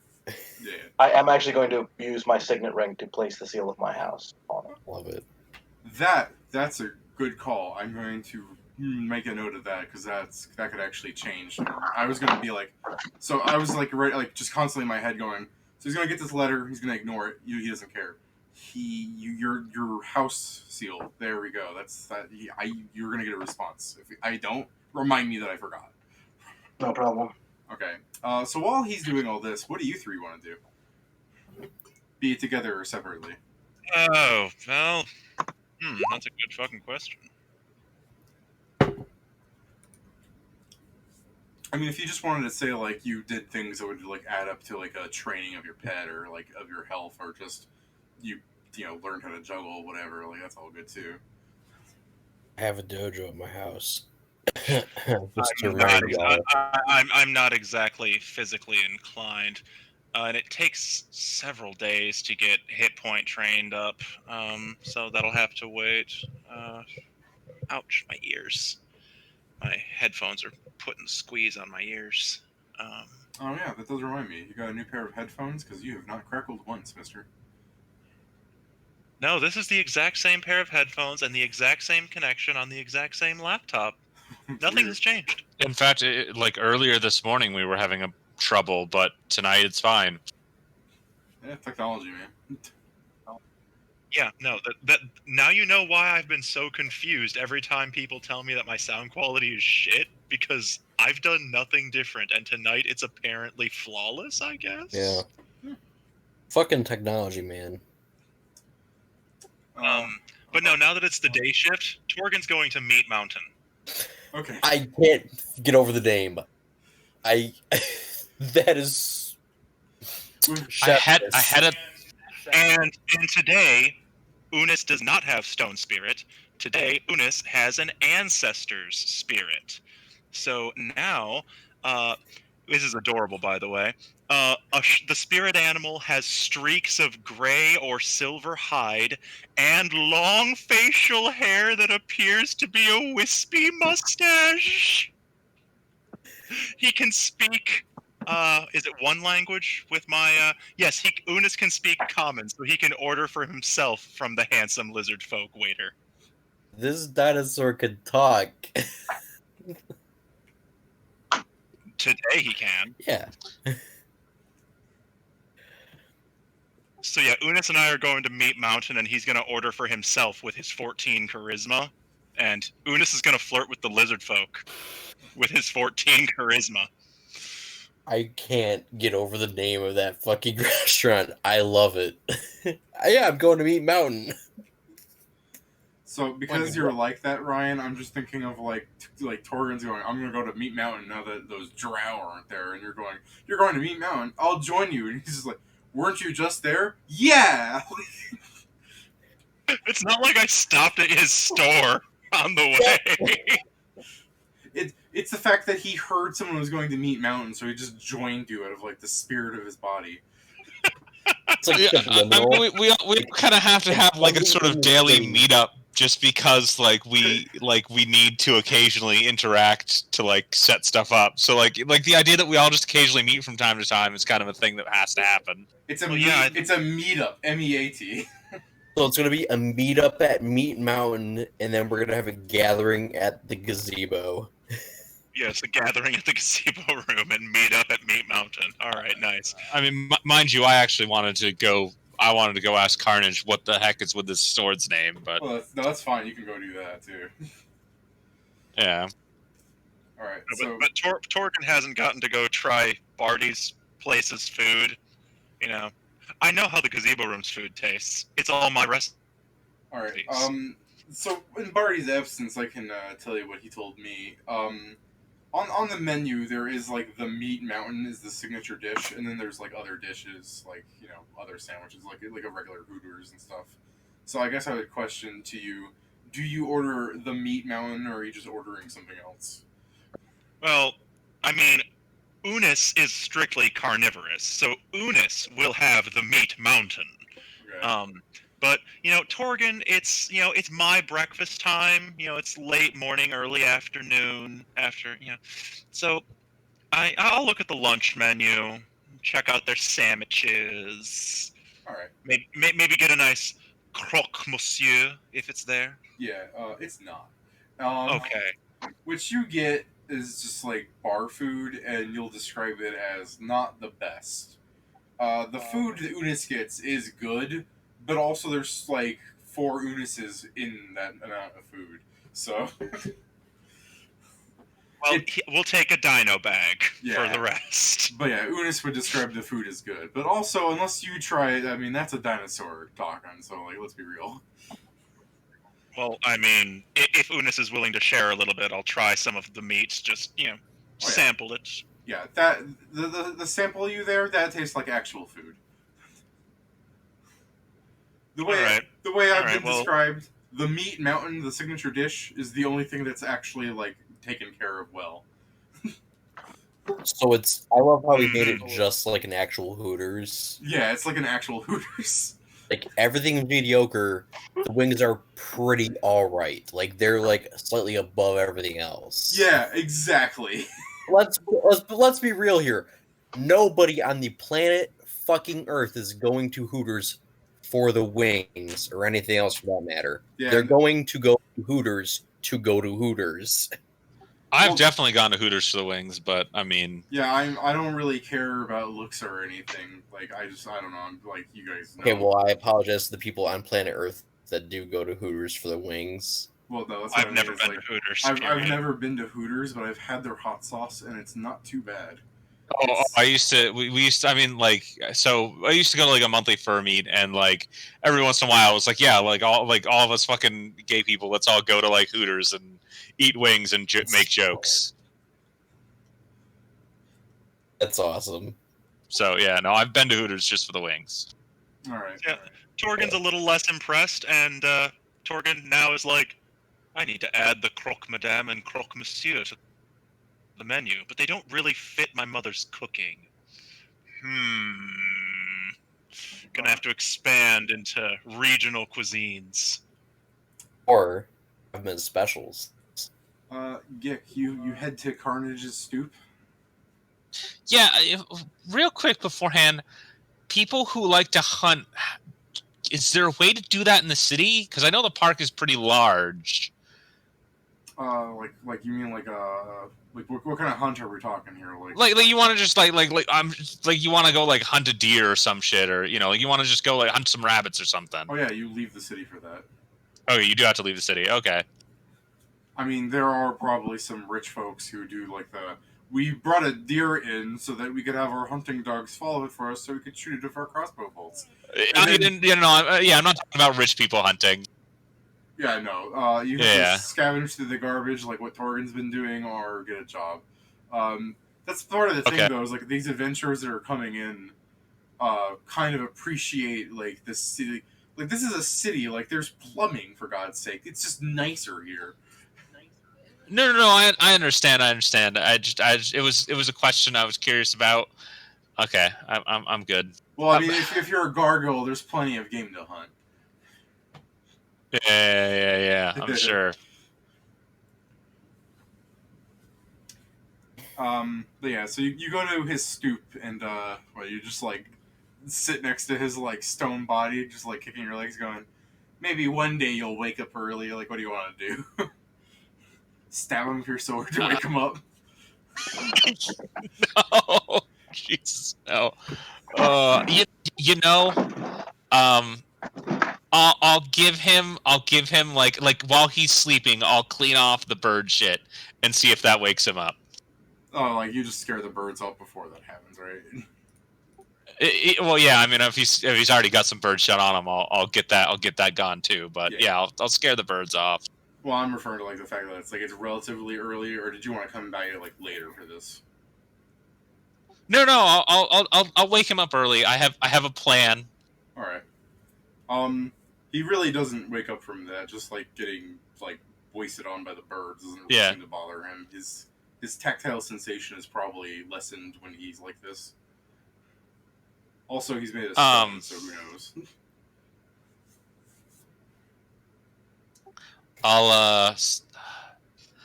I guess I'll tap him on the shoulder, but I mean he's stone and a gargoyle, so Yeah. I figure I don't have to like tap softly. Did you want to I probably have to climb up him a little bit too to do it. Did you want to do like a strength check to try like hit him in the head or something? Like sound make. Yeah, I'll try a strength check. Oh, I was just offering an idea. I mean, you're strong. I figured that'd be the good check to make. Yeah. My man Carnage can sleep through some things. Alright, we'll try again. If this doesn't work, I'll rage strength check.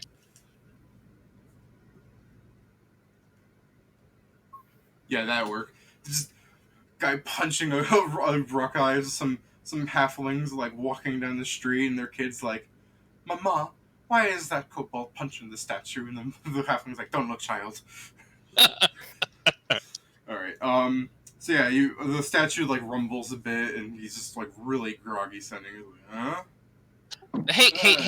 Hey, Carnage. I know it's a little sudden, but would you want to take a trip outside the city with me? And as he's like heading back to sleep, he's like, "You all right now?" But like, no, don't go to sleep, don't go to sleep. Yeah, like his eyes open up a bit more. He's like, "Huh?" I thought maybe we could go on a little hunting trip. I can't really hunt in the city, and you're kind of the fastest guy around that I know. I figured we could go on a hunting trip together. I assume you don't get to hunt too much in the city, so I figured maybe it'd be fun for you too. Yeah, and he's like groggily going like, "How are you awake right now?" You know, I've got a fresh mug of this tea right here. Did you bring him one? Yeah, no, I've got a mug of the birch tea, the Russell birch tea. Well, you know, actually, this stuff right here is really wonderful. Just like the idea, like you guys are outside the city, like in like the middle, like it's noon by the time he flies you across. It would actually take him a while to fly you across, considering the weird things that make you move to the city faster do not work in the sky. So actually, there's actually something interesting about that. You could give me a perception, you little bird-eyes view, man. Meanwhile, he's just drinking this tea going, "This stuff's great. How do you make it?"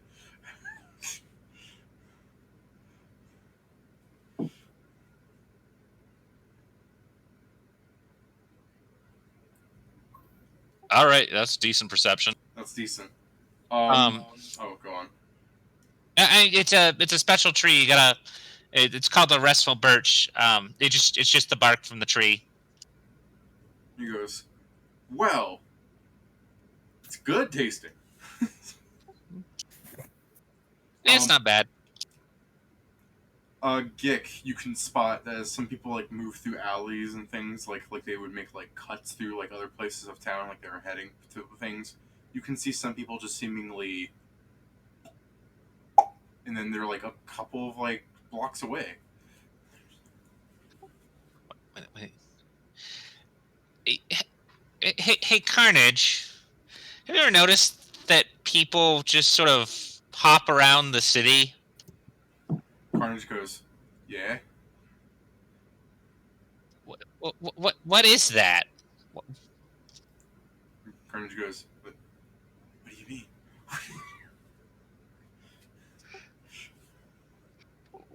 No, so normally you have to travel like from point A to point B, and you have to cover the whole distance on foot. You know, you have to actually travel the distance. But it seems people in the city seem to just sometimes move from one place to the other without actually moving. And They do a scene transition. Yeah. And Carnage goes, they've always just done that on occasion.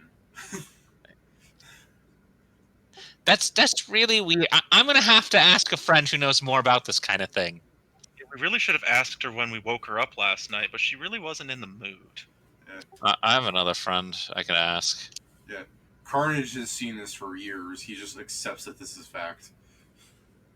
Yeah, no. I figured Carnage wouldn't have any fucking clue.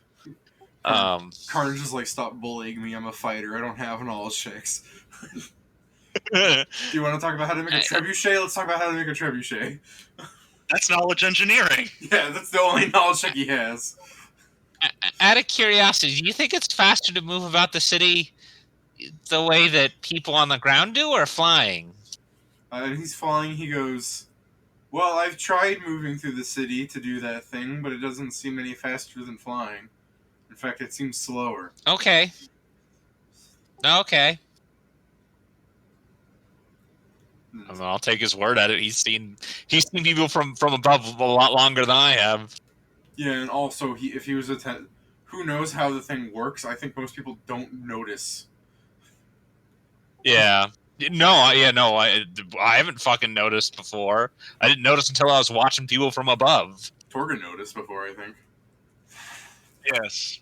Torgen got all the way from the orchards to the stoneworks in about 2 hours. And that made no sense because, I mean, he was moving. That was back before I had my lightweight armor, so I only had a 20-foot movement speed. And I was dragging a goat.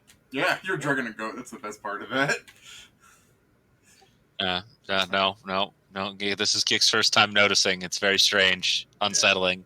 Bird's eye view. I mean, you're flying this high up. It's like kind of noticeable. It only really happens when like people are seemingly heading the same place together or something. Like you rolled a pretty good perception. It doesn't. It's kind of infrequent. Like it doesn't seem to be happening constantly, but you see it happening enough that it's like clearly noticeable. Yeah. And like when it does happen, it's kind of out of the view of like everyone else.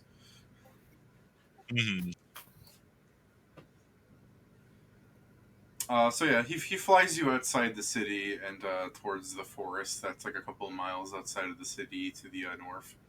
And at this point, there would have been like a crease in the earth from when that stupid starship landed. So there's that noticeable there. So in case you wanted to do something with that, like there's a kind of like divot for whatever things that need a divot, or it's pre-made, you know. There's a wait. What's going on? The spell jammer that came by for the one shot that we didn't get to do. Okay. I got you. The ship. Yeah, Okay. It would have made a noticeable dent in the earth from where it landed. Okay. No. I mean, so Carnage, have you ever hunted before? And Carnage kind of like stares blankly, and for like the people at home watching this on TV, like Vietnam like war flashbacks start like happening in the background. Oh no! It's staring blankly, like like screams of people going no and like fighting and like limbs getting torn off, and he just goes, "I did once, a long time ago." No. Oh no! Well, so. Feel free to assist, but just follow along, and I'll take you through the basics. And I essentially just want to take Carnage out on a little hunting trip, just roll some survival. But essentially, I just want to sort of ask him some questions about like his life, like as we're going about. So when I mentioned your weapon was called Starfall. Carnage is a city boy now. Oh wow, I rolled a 19 on his fucking +0 survival. He actually hunts things. Like while you're just hunting, he's like, so the thing's called Starfall, and you're looking and he's not there, and he's just already like down to pig. Jeez. Wow. Okay. You clearly hasn't been that long. And he goes, well, it's not terribly hard. I can fly. I have these claws. They tear right through flesh. He stares blankly for another second. He goes, Yeah, no, I was made to be hunting. Clearly. So yeah, no, your weapon Starfall there. He goes, yeah. Why is it called that? He's like, oh, this thing. And he like points to the sword on his back. He goes, I don't know. Yeah. Are you the one that called it that, or? He goes, no, they've just been calling it that ever since I. Oh, I get it. And he goes, Jesus. and he goes, and he like finds a stump from like one of the trees that were down for like the little like party that was made before the ship landed, and he sits down and he goes, all right, so I was fighting gargoyles off because gargoyles are supposed to protect humans, but they weren't listening to me. And as he like shakes his claw and scratches his chin, like flicking off dust, he goes, "Ah." So yeah, our patriarch, our tribe leader, we always just called him out the Talon of the Wing, but I know people don't get that. What do kobolds call their things? They're what things? He goes, like if you're here, what's up here? Like he motions with his hand. Chieftain? You mean like some kind of a hierarchy? He goes, yeah. We just call. Well, I mean, kind of depends on the tribe. I mean, and it depends. Usually, they're just kind of the leader. I mean, each of them sometimes they call themselves warlords, or um, sometimes they call themselves priests. It kind of varies from generation to tribe. And Carnage goes, well, we called him the Talon of the Wing, like just kind of ignoring your explanation. And, Yeah. And he goes, and he was getting upset with me, but you know he was my tribe leader chieftain. He like narrows his eyes at you. He's like, I did that right. And you just call him. I understand what you mean, Carnage. Don't worry. he goes, well, he was the leader because he was born special. See, gargoyles take shape after the places they live in. That's why I have this kind of blocky gray. This is why I look like the city. Because you lived there for a long time. Yeah, I get it. Yeah, because back when I was smaller, I was just known as fledgling because I was a fledgling. Because I was a fledgling. And, Aww. but as we moved into the city to start hunting for bigger game, and then he disjoints his story yet again as he's scratching and goes, so right, my leader, he is made of gems. His skin is of sapphire. His hue is that of the stars, and they called him Star Fury, for his rage was great, and his skin was sapphire. And then So you had a pretty violent leader then, I guess. He goes, he was getting upset, and he wouldn't listen to reason either. And when he tried to kill me, and just fly, he's silent for a bit more. He goes, there used to be a statue where I rest that had a statue of a hero of some sort.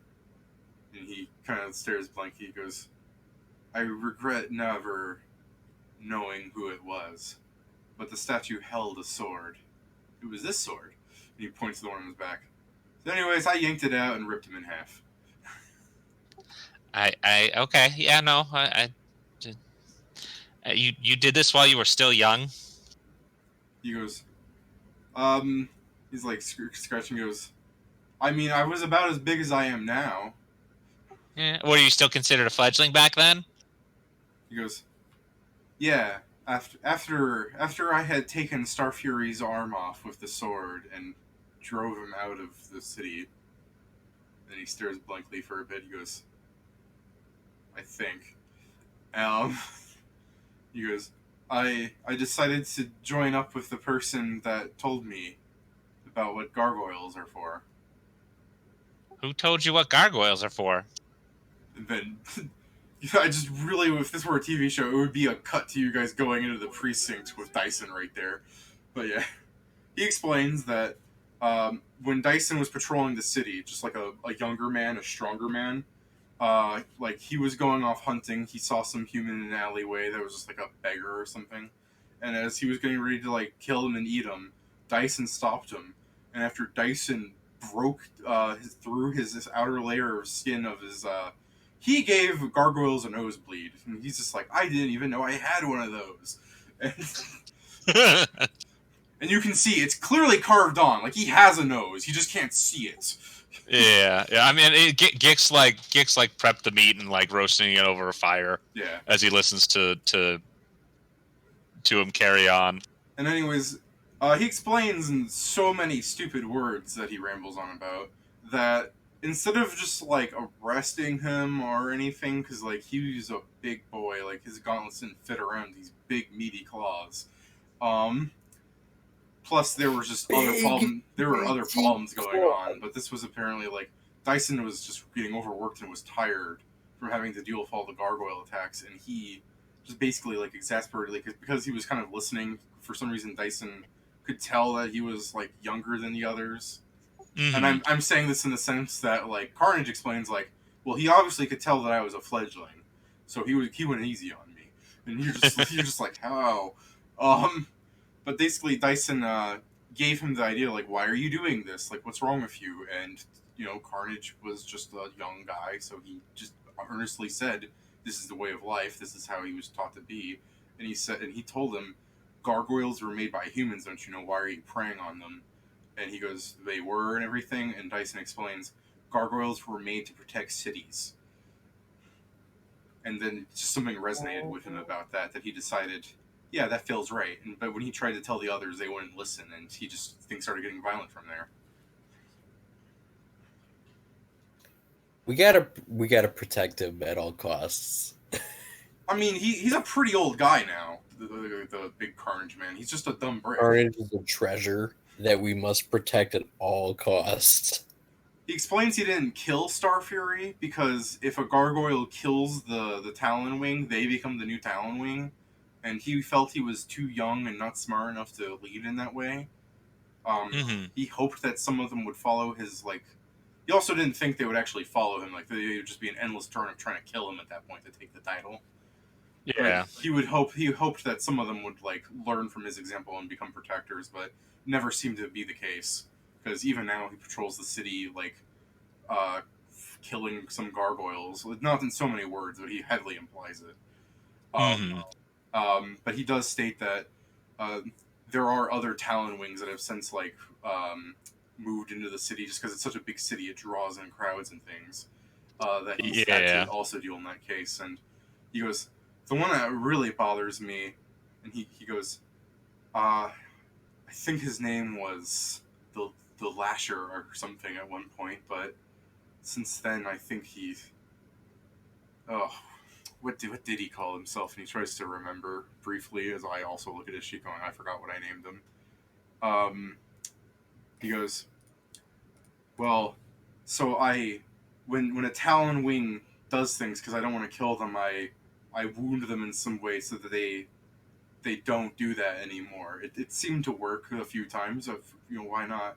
The only time it's ever not worked is on this one guy, and there's like a scene of this like gargoyle first fighting him as like Carnage like takes some of his stone and just rips it off so like his blood vessels underneath are visible, and the guy like screams in pain and Carnage leaves him.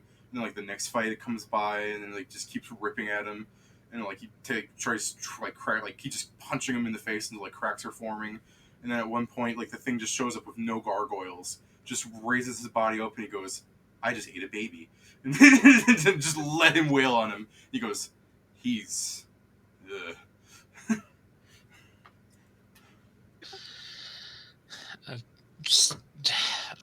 oh yeah, his name. Carnage says he calls himself Hemorrhage now. Because of the bleeding. Yeah.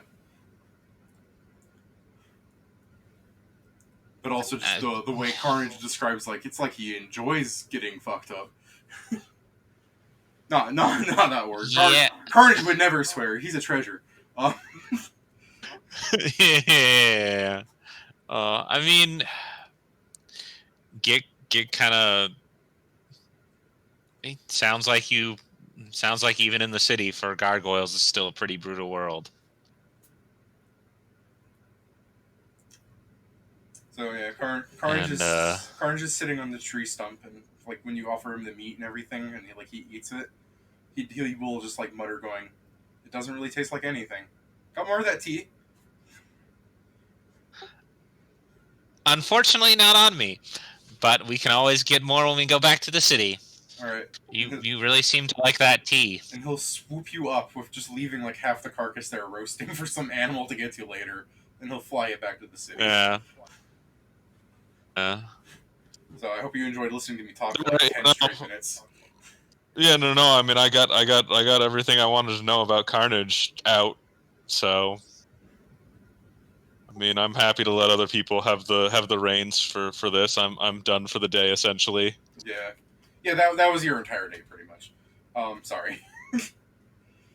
No, that's all I wanted. I got way more out of Carnage than I expected. Well, you did give like you set up in a good way to like you gave him the tea, like you basically gave him the free time you needed. You know what I mean? Mm-hmm. So Torgan or Lasar, after you leave Meat Mountain for Lasar the second time, what did you guys want to do? Well, that was something. Waiter was handsome, but the thing that really kills me is every time you say the waiter is handsome, I just keep thinking that he accidentally hired a male and it's just a really pretty lizard folk. A trap. Yeah, exactly. I mean, it was a male. He rolled higher than a 50. That's what I'm saying. Is it's just he thought he hired a female, but it turned out to be a male. It's like he was confused by how pretty it is. I mean, he's prettier than Unis, and Unis has 14 charisma and a mustache. Damn, he has more charisma than me, I think. I doubt it. Aren't you No, a charisma-based? I thought you were. Charisma-based, but... Yeah, you should have like a 16 charisma, because your spells are based... Yeah, no, you are slightly more charismatic than my pet. Yeah. I'm just surprised to see Eunice talking again. That was pretty cool. What do you mean again? This is the first time he's ever spoken to anyone but me. Oh shit! It is the first time that. Yeah, this is the first time I've ever had this power. Whoa! This is just me imagining you guys were walking down the street having this conversation. Yeah. Well, the food wasn't excellent. I mean, it's not the gazebo rooms menu. No. Not to say that Barty can't cook or has recipes, but I know what he's doing here. I feel like we all know. Oh, of course, he's selling flesh, not meat. We all get that. And I mean, I can appreciate a fine side dish as much as the next gentleman. I'm all for it. Chef kiss. Actually, the Meat Mountain place might actually have been. I'm not saying it was, but it might have been the first time you guys have ever had French fries. To be fair. Yeah, what? I can't imagine how often people will make pommes frites. I fucking love pommes frites. I don't know what's being discussed, so smiles and nods. No. Yeah. I mean, when you went to Meat Mountain, that might have been the first place in game that you guys have seen what a fried potato stick is. Yup. Pommes frites, fried fries. potatoes. Oh. I mean, we definitely have some form of fried potato at the gazebo room, but it's more like latkes, like potato cakes. Yep. That's exactly how I was imagining when you said that. I'm thinking like that and like home fries, like the spuds. Oh yeah, Southern style. Yeah, yeah, hash. Yeah. Mhm. Okay. But yeah, as far as the rest of the day, we don't have any assignment. Barty's just waiting to talk to another person with a noble house. I mean, I've got a dinosaur that can talk today, and he wants to go and talk, but he's not sure who he wants to talk to. I'm gonna stop by your place. I actually, I want to make use of your alchemy lab, if I may. And Absolutely. lovely. I'm sure Eunice and old grandmother Hazel can find plenty to talk about. Yes. Actually been my next suggestion. So yes, I'll stop by Essential Elements of Everyday Living just to make use of your alchemy lab, because I recently improved my alchemical skills so that now, with guidance, when I use Detect Poison, I cannot fail to identify the poison, because with guidance, I have exactly a +10 in craft alchemy, so I take 10 and I can now perfectly identify any poison. No chance of failure.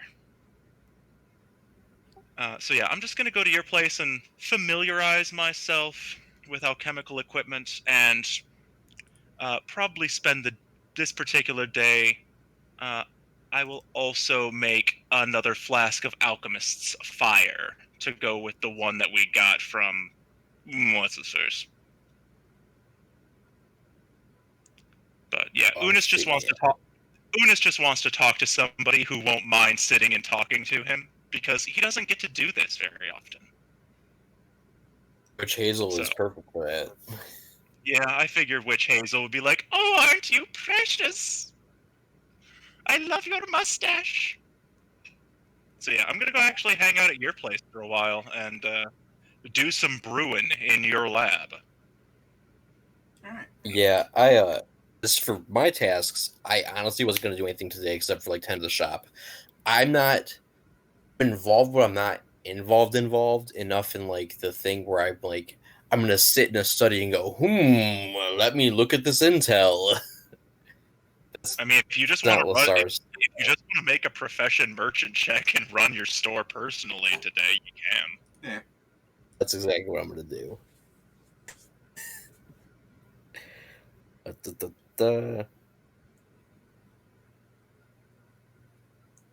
And then I get +2 So, yeah. because I got the scales. So yeah, Unis is gonna make a friend today with Witch Hazel and whatever the fuck her familiar is. I gave her a newt. All right. Well, that's pretty cool. Unis can actually talk. Wait, are newts amphibians or are they reptiles? You can talk to it. Go ahead. I mean, Unis can talk to anything, but No, I know. today, but if it speaks common. Newt is an amphibian. Interesting. It's a salamander. Oh. Yeah. So I named it Newton. Aww, I like salamanders. They're so cute. Yeah, it's a Okay, yeah. So Unis can actually talk to that too. So yeah, as Torgan like reels over the thing, like playing Kuchiku with it, you see a little orange, pinkish salamander with a tiny little wizard hat knitted on it, and then it looks its eye at you. Oh my god. Torgan is enchanted and enthralled, but has work to do in the alchemy lab. I will have to fawn over this beautiful creature later. Unis, commence fawning. Okay.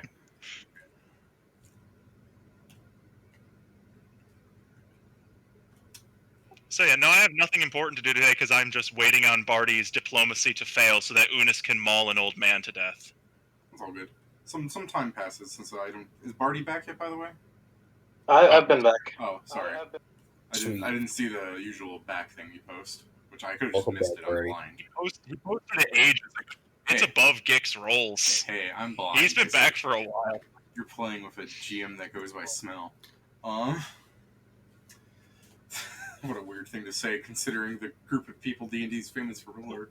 So sorry about that. Before I go back to Barty's thing, since we're kind of like going into the like through the day into the night for this, in the midst of like you doing your alchemy work and you just like going out for a fresh air, Torgan, and maybe Lasar can join you on the outside too if he'd like to join you on this. Yeah. Just the usual thing, like you're getting up to stretch after going to the bathroom or everything, all the work you've been putting in today. And you spot this peculiar thing. You see an unkempt mage, like he's wearing like the robes of a mage. You can tell he's with like magical because, maybe he's just cosplaying, but like, what are the odds? Do we both see him? Yeah, obviously. Okay. He's by a lamp post that hasn't lit up yet in the night, and he's just kind of staring at it. And Torgan, you can kind of smell him, like he reeks of like ozone, like it's weird. Interesting. Smells like the air. It smells like petrichor. Yeah, he smells like a toxic gas, a pungent odor. Oh, well, that's not ozone. Wait a minute. What's he smell like? I will. Ozone is a colorless, unstable, toxic gas. Torgan, out of like character, have you ever smelled like a electrical motor? I'm not. Maybe. It has like that. It's hard to explain. Like a staticky, dusty smell. It's a pretty distinctive smell if you've ever smelled it before. You know, we have an ozonator at work to clean the testing devices after they've been used. So I'm familiar with the smell of ozone, but it doesn't smell particularly foul to me. No, it's a very. Not that it's foul, it's that it's a weird smell. It's a distinctive. It's foul if you smell nothing but ozone for a long time. It's harmful to the human body. Fair. So this guy's probably a welder. I'm kidding. But yeah, he appears to be like a really disheveled like mage. Like his hood is like half up. Like you can see his like hair is just kind of like spread out. Like it looks like he's bedhead, and it's like, and he's staring like he's transfixed by the unlit light post.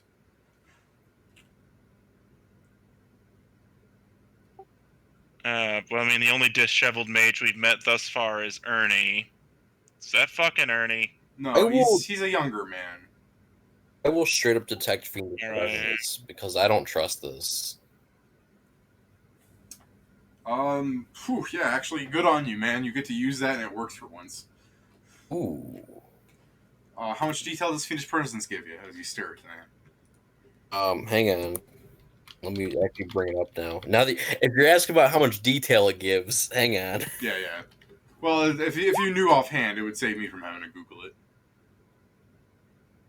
God damn it, that has everything but what we need. Yeah, that's fine. I'll pull it up. What? Oh, right. My internet's slow. Hooray! You're gonna give me a second. I'll assist. I'm on it. Detect fiendish presence works like detect evil, except it only detects outsiders with the evil subtype, as well as the lingering effects of their gifts, their presence, and their spells. Also detects clerics and worshippers of fiendish deities, archdevils, demonic harbingers, and demon lords. 60-foot cone. Mm-hmm. Okay. So it doesn't like specify what's what then. No, that guy could be an evil outsider, or could be an evil outsider's cleric. Yeah. Or could have a lingering effect caused by one's gift, presence, or spells. It is unfortunately not specific in any way.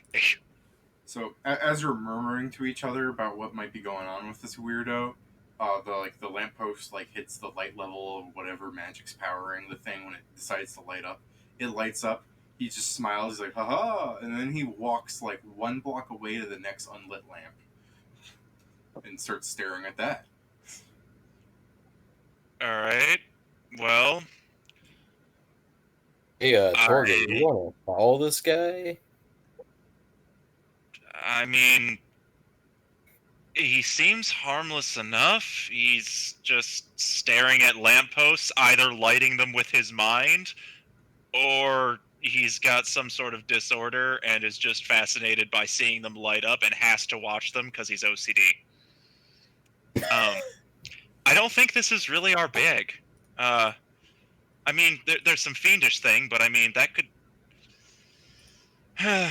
That's true. There is the fiendish thing. That's weird. I don't like. All right. Yeah. Let's follow at a distance, stealthily. Would you like to go on a moonlit walk with me, Torgan? Apparently, Unis, come. All right. I'll get right back to you guys in a second. I'm just gonna let Barty know. Barty, can you give me a check to find out about the guy's mailbox, and you sent him a letter, obviously. Sure. What kind of check are we looking at? Like It's your obfuscating, your lawyer. Yeah, your lawyering, your barristering, just so that we can say what happened, so you can start thinking what your next action should be on that. 35. Yeah, he does have a box. It's like it's at the post office where someone like, you know how people like can buy boxes to get the letters and then they go pick it up there. Yeah. Yeah. P.O. box. Yeah, P.O. box. Thank you for telling me the words because I'm so forgetful. That's not me being facetious. That's me being honest. I'm just tired. Dude, I'm the exact same way. Don't even worry about it. Yeah. The other day, I couldn't figure out the word for mirror. Like, I straight up couldn't know the word for mirror. Oh, dude, the worst thing is when you can't figure out what a word is, and just as you're like Googling the thing and it's pulling up before it loads, you're like, conveyor belt! And it just loads in, and you're like, damn it! Yep. Alright, yeah, so I guess if you want to start heading that way, let's. Yeah, I'll let Barty decide what he wants to do with that information. You guys follow. What? I'm sorry. I mean, I'm just going to, write him a letter, basically, as I said. Oh, just a letter? Okay, he will respond then. But we'll do their part first since it happens first, chronologically. Like the results of their thing. Like, it would take them a couple of days to respond to your thing. Hey, no worries. So you guys follow the weird pyrokineticist, whatever you think he is. And he does seem to just keep going on for like a couple of blocks, and then he hits a part of town where there aren't any more like you hit the part of town where it's not as nice anymore, and there's no more lampposts, and he just starts like his movement changes from like kind of like stern gait toward the next lamppost to a weird like he starts like looking for a lamppost that's not lit up, and he just starts moving forward in a direction in a kind of like wavering fashion where it's almost like his feet cross each other more than they should. Is this guy just fucking drunk? Also a cleric of Asmodeus? He doesn't seem to have any religious symbols on him. Like I said, he looks to be a wizard because of his robe and arcane signals on signets on it. But again, it could just be some guy wearing a wizard's cloak. Well, that's. Does it have to? Is it cleric? It's only clerics and paladins. But you can't have I hate the wording of the spell, by the way, because you physically cannot have a paladin of an evil god. That's not possible. They mean anti-paladin, which is the dumbest class name in the game, by the way. I like the fact that Pathfinder's iconic anti-paladin is just embraces how stupid it is because he's literally a cartoon villain. Yes. Yes, he is. But like, fuck. What do you realistically? What do you want to do about this guy? He's not doing anything. He's just pinging to fiendish presence in some unspecified way. Like, he could be cursed, or he could be a fiend himself, and we're in way over our heads. Like, realistically, what's your end game here? Oh no. Just wanted to see what he would do. I'm gonna remember his face. Or I'm gonna try to remember his face. As you're like discussing this quietly, I'm sure, like in the way that like, he obviously wouldn't be able to tell. I said we were stealthing. I do have a 20 stealth, by the way. Yeah. But as he's like doing his weird jaunt, he like snaps his fingers in the way that I've never been able to actually do. and he starts turning towards you slowly, like smiling, like a big smile, and he starts walking towards you guys. Oh fuck no! I've seen this episode of fucking Bebop. Fuck no! So what do you want to do? Well, just lean against whatever wall we were using to hide behind, make casual conversation. You know, you, me, my talking mustachioed dinosaur. Yeah. Act natural, because if we just start running away, I mean, Evening, sir. that's a little distinctive. Yeah, good evening, sir. Is Oh no, we don't have to acknowledge it. Just let him... Because as you're like playing it casual, like you check on the corner or whatever you do, like it's just at some point you see him like turn to you, and he's just like right in your face smiling, and like even you who do not have the sensibility can tell that the man just smells of this chemical.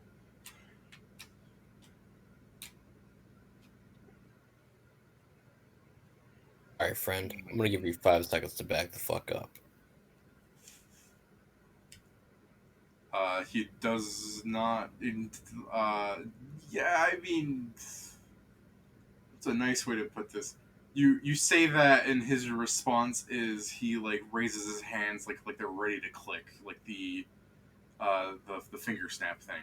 I cast silence, Ooh, and then Unis charges. smart. I draw my sword, and I am gonna use one of my things. They're all the same. They're the same but different. Okay, so as you silence and you guys are like, getting ready to like fight, when he snaps his fingers, it doesn't make a noise, but the tips of his thumbs light up in flames. So we're going the combat right on this. So let me. Oh fuck me! Move you guys Sorry, Torgan. over. Hey, we don't even have to really change the map. It's still just a street corner. Spell strike or not spell strike. That's for later. You have spell strike or spell combat. Right, cool. Let me just make a little ring of fire for his image. Might as well. All right. Oh, he's on that side. All right. Yeah, that's all right. You want me to do this? It's whatever. No, I want. No, whose face is he in? If he's in Lasar's face, that wasn't okay. There we go. Because Unis has to be by nearish to me. I just. Well, I assumed you would have hid behind him, but it wasn't fair of me just to assume that. I mean, it's not like this is going to be a terribly hard fight. We're just going the weird, like if this were like a video game, it would be like ending B. Like you didn't solve what was happening, but you dealt with it. Okay. I mean, there wasn't really much to solve. It was a guy lighting lamp. I think we're just killing the lamp guy. Like, God, I hope not. Yeah, I hope not. It's just a fucking lamp lighter. If he was the lamp lighter, he was bound to get in trouble if this is how he acts. Right, like if he's being a creepo, like I don't know, maybe the something watch should be on this guy. Oh god, we're about to kill the well. Yeah, no. He rolled a 14 for initiative. Let's say 10 plus 4. Oh shit. Alrighty, hold on. We roll mine. Remember that you guys are in a zone of silence because it's a pretty big circle you cast on the man. Well, it's not. Yeah, it's actually behind him. Because remember, if I cast it on a creature, they get a saving throw. If I cast it near a creature, they don't. All right, let me word it this way. Do you cast it far enough behind him that you're outside of it?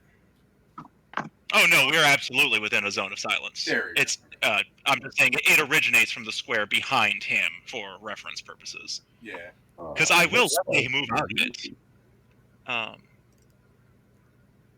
So let me see. Oh, I need to click my token first.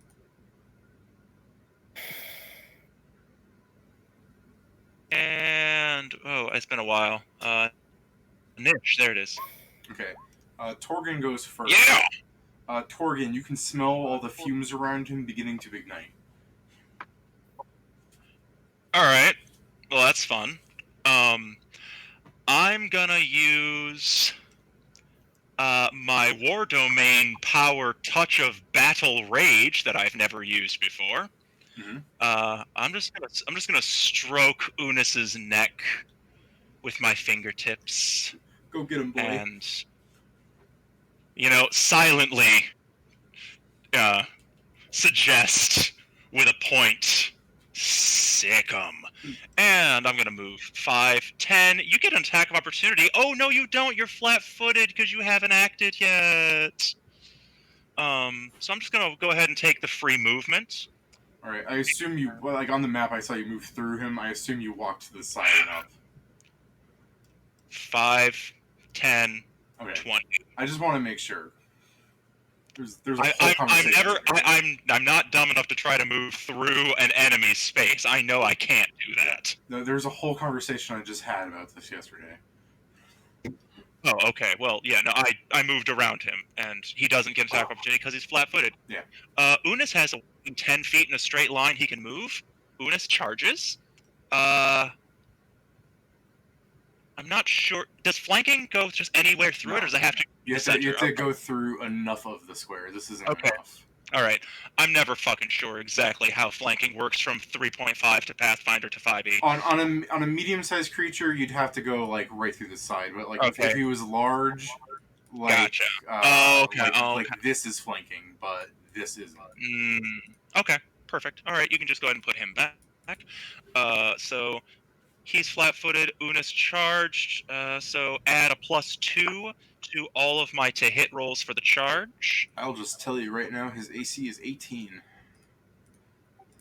Even flat-footed? Wow. Oh no, I'm so sorry about that. I forgot all about that. 14.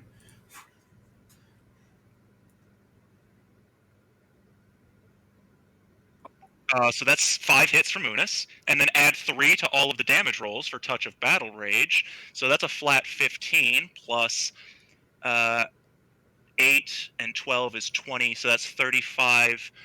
Plus 6 is 41. Plus 7 is 48. All right. He's really bloodied. Okay, and that is, in fact, all I can do because I have acted and moved, and Unis has charged and pounced. So I'm looking at his sheet. There's just something really weird. He takes 1.5 times more damage from dragons. Oh, well, that's interesting. Yeah. Unis is a dinosaur, so it doesn't. I know. That's why I was bringing it up. Like, he's like a little dragon, isn't he? It's unfortunate they're encountering him and we're only at the level we're at. Yeah. Yeah, that's a very peculiar weakness too. Yeah, I know. It's weird. But yeah, so that's my turn. 47 damage. All right. So he will. The area begins to like burn ablaze, and he. How smart is this thing controlling? No, okay, yeah, I'm smart enough to realize this. I was like, if this thing's got like 8 or less in, I'm gonna do sonic attacks into the silent zone. But no. All right, yeah, does that provoke? Let me check because I'm gonna do it regardless. I'm just making sure it provokes. I'm attempting to summon a creature through a spell-like ability. You would have to try to cast defensively to avoid the attack of opportunity. I'm not doing that. I don't care. Hit me. All right. Well, everybody, tee off. Everyone also takes a d6 of fire damage. Wow. Oh. All right. Fuck. All right. Well, hold on. If you have fire resistance, it lowers it. Don't worry. Got fire resistance. I do not. Oh. Unis does not. Oh. But yeah, no. As I'm attempting to summon a... is this a spell? Like, do I still have to talk for this? Wait. Well, if it's spell-like, then there's no components at all. Yeah, but it might still have a vocal? Yeah, but...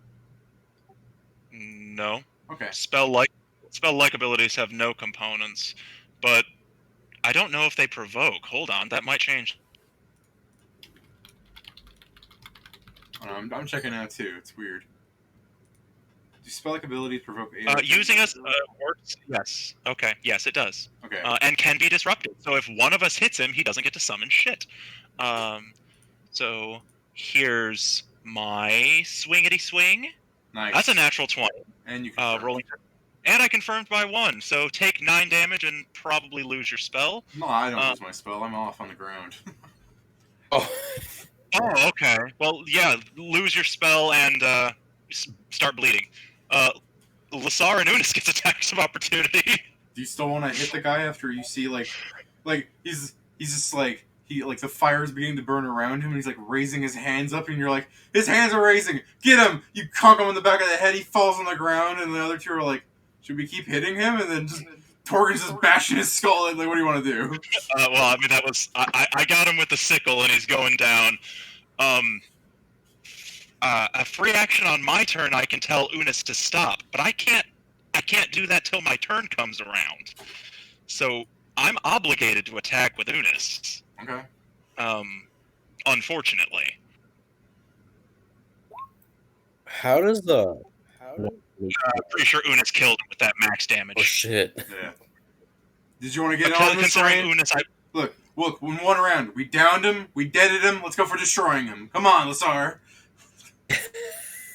that's actually 12 damage because of Battle Rage. Oh god, Unis. God damn it! Holy shit! The Battle Rage did some good early damage. Yeah. So I got this like Blade of Mercy thing, which gives me like. I don't think it matters. The skull and crossbones are up. Yeah. I should just double check with you, Torgin. Unis can do the charge full attack. It has the feat to do that. It's not a feat, it's an ability. It's a special quality called Pounce, which as of level 7, a Deinonychus companion does get. Yeah. Oh, I know you can get there's a feat that lets you it's basically just Pounce, but yeah, you have Pounce. It's good. I just had to make sure. Yeah, no.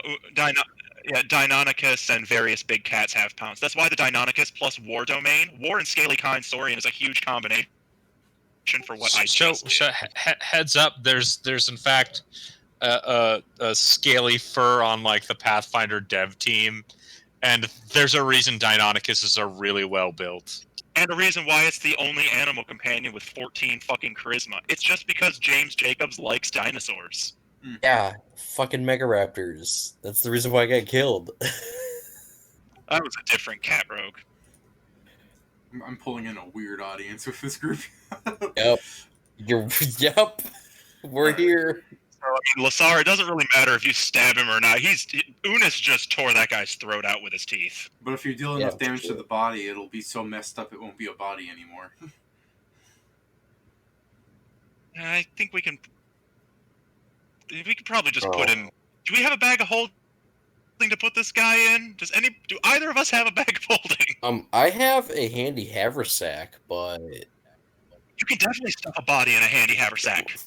Are you fucking for real?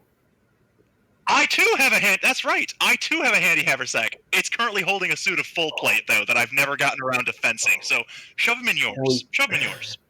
Oh, okay. If you're sure. I'm totally sure you can fit a body in the center largest component of a handy haversack. I will do that because I have nothing in my handy haversack right now. Yeah, just bend him in half before rigor mortis sets in. It'll be fine. Oh my gosh. One of the greaser halflings is walking down the street as he notices you guys stuffing half a body inside of a bag, and he starts backing away like with his hands up. I will toss him 50 gold. Just to not say anything. He moves his hands from like backing away, like I don't want no trouble, to move forward to like, you got it, Chief. I didn't see nothing. I sure was lucky to win that pie eating contest. Just runs away. Yeah,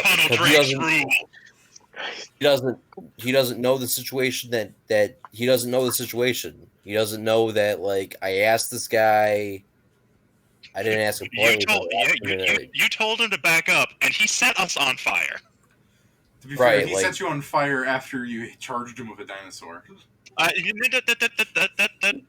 Lasar tells the story, the story is I told that guy to get out of my face.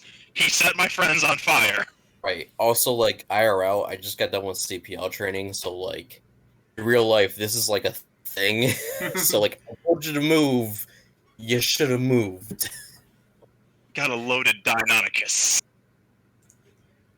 See this dinosaur here? This dinosaur can hold so much attacks in it. The second you said loaded Deinonysus, I imagined you holding the thing up like an Uzi, clicking the head like it just spits out a bullet. And Unis hasn't even gained his 6th attack yet. It's Uzi. And then I come with the meme. This Deinonychus can hold so many attacks. All right. Anyway, so wait, the Greaser Halflings are still. I thought the Greaser Halflings were wiped. Their gang was effectively wiped out. The alchemical dragons won. Right? Yeah, because we beat the shit out of the Greaser. Oh shit! There were 2 gangs. We beat the shit out of one of them. Yeah. Oh, were they both Greasers? They're just both teenage halflings fighting over stupid, more meaningless things. Yeah. Okay. So both sides were Greasers. All right. Yeah. Don't worry. I don't remember the winning. All I have set is that the Drakes are only in this one building of town now. Every other one is this gang. Alrighty. The dragons and yeah, because the dragons won. All right. Well, Yeah. Torgen's like, well, that was fucking weird. That was really fucking poor weird. Are you okay? We'll be okay. Give me just a hot second. I'll burn a channel die. That's fine. We can say you healed your thing because they'll be down. I'm sure. Oh yeah, 5 out of 6. Yeah, we'll heal the last one naturally. It's fine. Yeah. Yeah. Are you guys just heading back to your house after dealing with that weirdness and not opening the bag, or? Oh, we'll open the bag when we get back to the lab. All right. We don't need to. Yeah, 'cause, like. Yeah, we've been conspicuous enough. When you open the bag, you pull out the man's cloak, and as you like reach into the bag, searching like through the magic of the haversack, searching for his body, you start pulling out clumps of ash. Okay. Oh. Alright, that's fucking weird. I say again. Is witch hazel still? I will look for witch hazel. I'll be like, hey, have you ever seen this before? Have you ever heard of this before? Guy cremated himself after he was fucking dead. Yeah, she goes up, examines it using like the specialty glasses and stuff that you have at your shop. She just goes, "Yep, that's ash." Thanks, Miss Hazel. Anytime, dearie. Well, I'll like tell her the story, and I'm like, have you heard any stories about like this guy, this kooky guy that smelled of ozone? Yeah, no, Hazel will go, I mean, no, but I've heard some really weird stories, so I don't disbelieve it. Okay. Well, you also detected fiendish presence. I mean, this could be the fiendish effect, for all we know. Oh shit, you're right, Torgen. I will detect fiendish presence on the cloak. The cloak is fiendish presence, yes. Oh shit, yeah, this is the thing. Cloak is fiendish? The cloak is fiendish? Oh. Alright, I don't like that. We'll have to have Barty take a spellcrafty look at that. My spellcraft's not good enough to identify it. It's barely good enough to help Barty, maybe. Let me see what my spellcraft can do. Oh, I don't know how good. I don't know. I forget what your spellcraft is. Well, if I take a 10 on it, I get a 20, but... Maybe. Spellcraft. I'll give you guidance and try to help. Yeah. I actually helped. Yeah. With a wasted 19. Wow, what a fucking piece of shit. So yeah, you gained 3, so you have the exact same 24 I just wasted a roll on. Well, we can add his to yours if you can actually go past that normally. Like that's not... I am technically trained in it. If we added his to mine, it would be 26. Yeah, that's what I'm I'm saying. sure my 'Cause shop you're, has a you're couple both books working around, together. We too. can take the bigger of the two. So yeah, with the 26, because like this, you have time to research things. You know, it's no problem. Yeah, the robes appear to have some sort of fiendish powers. The runes intermittently. Jeez, I've run out of water like an hour ago. My mouth's drying up. The sigils engraved on the robes are surging with fiendish powers. Now, while the wearer of the robe appears to have all the nice functionality and freedom of a robe. Like it's like the lightest of armors, and it gives you like 4 AC. It puts you under a kind of like stupor where the armor kind of like bestows a negative level upon you, and the only way to restore it would like require restoration after you take the armor off. And when the person with the negative level on it becomes fascinated by things that light on fire and fumes that resemble that of hell and all that other good stuff, like you kind of just start becoming really fascinated by things that burn. Oh, well, that explains a lot. This guy was just wearing cursed armor, and we fucking murdered him. Oh shit! I just feel really bad now. Fuck. Well, I mean, to be fair, Oops. it's probably better. I mean, like if you've cured him, that would be the like grade A ending. But killing him before he like did any real harm to anyone, because clearly he was going to attack you guys. I mean, maybe not. He was acting weird at the very least, like just getting up in your That was face an and act of stuff. aggression, like straight up. Yeah, he was being oddly aggressive. It was just unfortunate to have a cursed fiendish robe. Yeah, That's unfortunate. Like, So I mean, Like IRL, if I send somebody to back up and all of a sudden they flash their gun at me, that's an act of aggression. Like shit. yeah, you're right. yeah, It's like the Hannibal Buress thing. But let's be fair though. That's like going up to a wizard and being like him offering a handshake, and you're like, "Don't shock and grasp me. That's a weapon, boy." Like it's just his body. anything else other than Ash and his robe in there? That fucker have anything else? Wow, I can't tell if you're just talking that fast or if Discord's being weird. No, Discord. The quality's going down on our stuff. Well, it's not too bad. We're wrapping up this thing soon, so it shouldn't matter too much. Yes, I'm going to roll 2 random items for a low-level wizard. So give me a second to see what you get. Actually, you could roll if you'd like 2 D100s. Very well.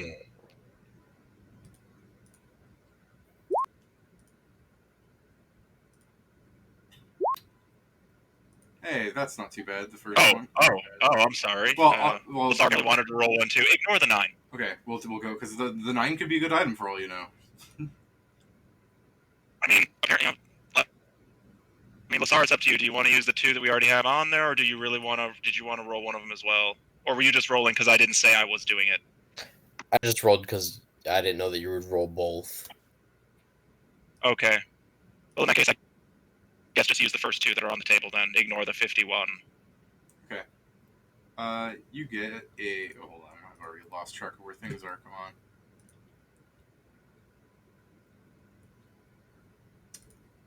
Hey, that's a good one. 9 is a wand of fireball. Oh, Jesus. Well, I can't use that. How many charges does it have left on it? Yeah, upon inspecting it, Less Lasar's. it has 9 charges on it. That's not bad. Right. Yeah, that's Here's a stick. Here you go. Yeah, it's fucking fireball, man. The first thing you roll for is a ring of sustenance. Oh shit! Oh, interesting. Not bad at all. Everything else seemed to have burned away with the body. Staff of fireball. And of course, The wand.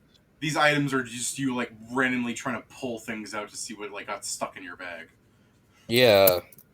Because the first couple. You said it was an empty. Oh, it was an empty bag. No, what I'm saying is the first couple of like 30 things that you pull out are handfuls of ash. Mm-hmm. Oh yeah. Actually, we just like. Fuck, it was an empty haversack. Turn that bitch over and shake it. Yeah. Yeah. Oh fuck. Oh, the wearer only needs 2 hours of sleep. If we weren't already cheating with endless supplies of restful bursts that we're not paying for, then that would be really good. That's all. But we've been playing fast with sleep. I'm sure I'm just gonna like take that ring and put it on the shelf. That's your response to every item. It's just, hey, I can sell this. It's a living. Yeah, because I mean, that would mean one person can sleep for 2 hours, but we're all sleeping for 4. Yeah, probably just better to try to hawk it.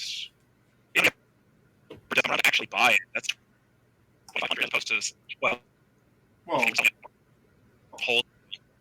it's not a terribly hard item to buy. It's fairly on the low end of magic items. Someone might buy it. Yeah.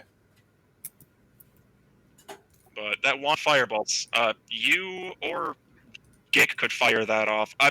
I know Barty can't cast fireball, but it is on the witch spell list. Can you activate fire spell completion items, Barty, or are you just like not? I'd have to use magic device because fire spells are removed from my spell list. It's not that you just can't cast them. They're not even considered on your list. Okay, never mind. Sorry, you should probably use that because I mean, when Gick's turns roll around, he's probably not likely to use a wand as he is to use a sword. Yeah. Some days of downtime will happen just to move the plot along to like the respectable pace that like it would take like 4 days for him to respond because from the TV perspective you know a servant goes to the PO box, gets the letters, like shifts through things, just throws things out so that it doesn't even like ever get to him, or he takes care of some things. And then the dwarf will hand to his baron the letters that are approved for him to see, and like he goes to the things, and as he's just like disregarding some of them, he opens up Barty's thing, like he sees the seal, and he opens it up and he goes, and he goes, Harriman. And the dwarf goes, aye, sir. He goes, get me my pen and quill. And yeah, you will, he's going to agree to meet you at his house, Barty. So, All right, next time. time to buy Royal's clothing. This also gives you a whole out-of-game week to consider how to, come to the thing. The letter specifically, in response to yours being like blunt and everything, is kind of equally blunt. Is him just going, yeah, I agree to meet your acquaintance at this address at this time at my estate in this manner. I permit you to bring one of your servants with you. Excellent. Oh, so like just so I don't have that fiendish present cloak like hanging around, I do give it to like I can, I guess, launder it. Launder's not the right word, but Do you talk to Barty about it real quick?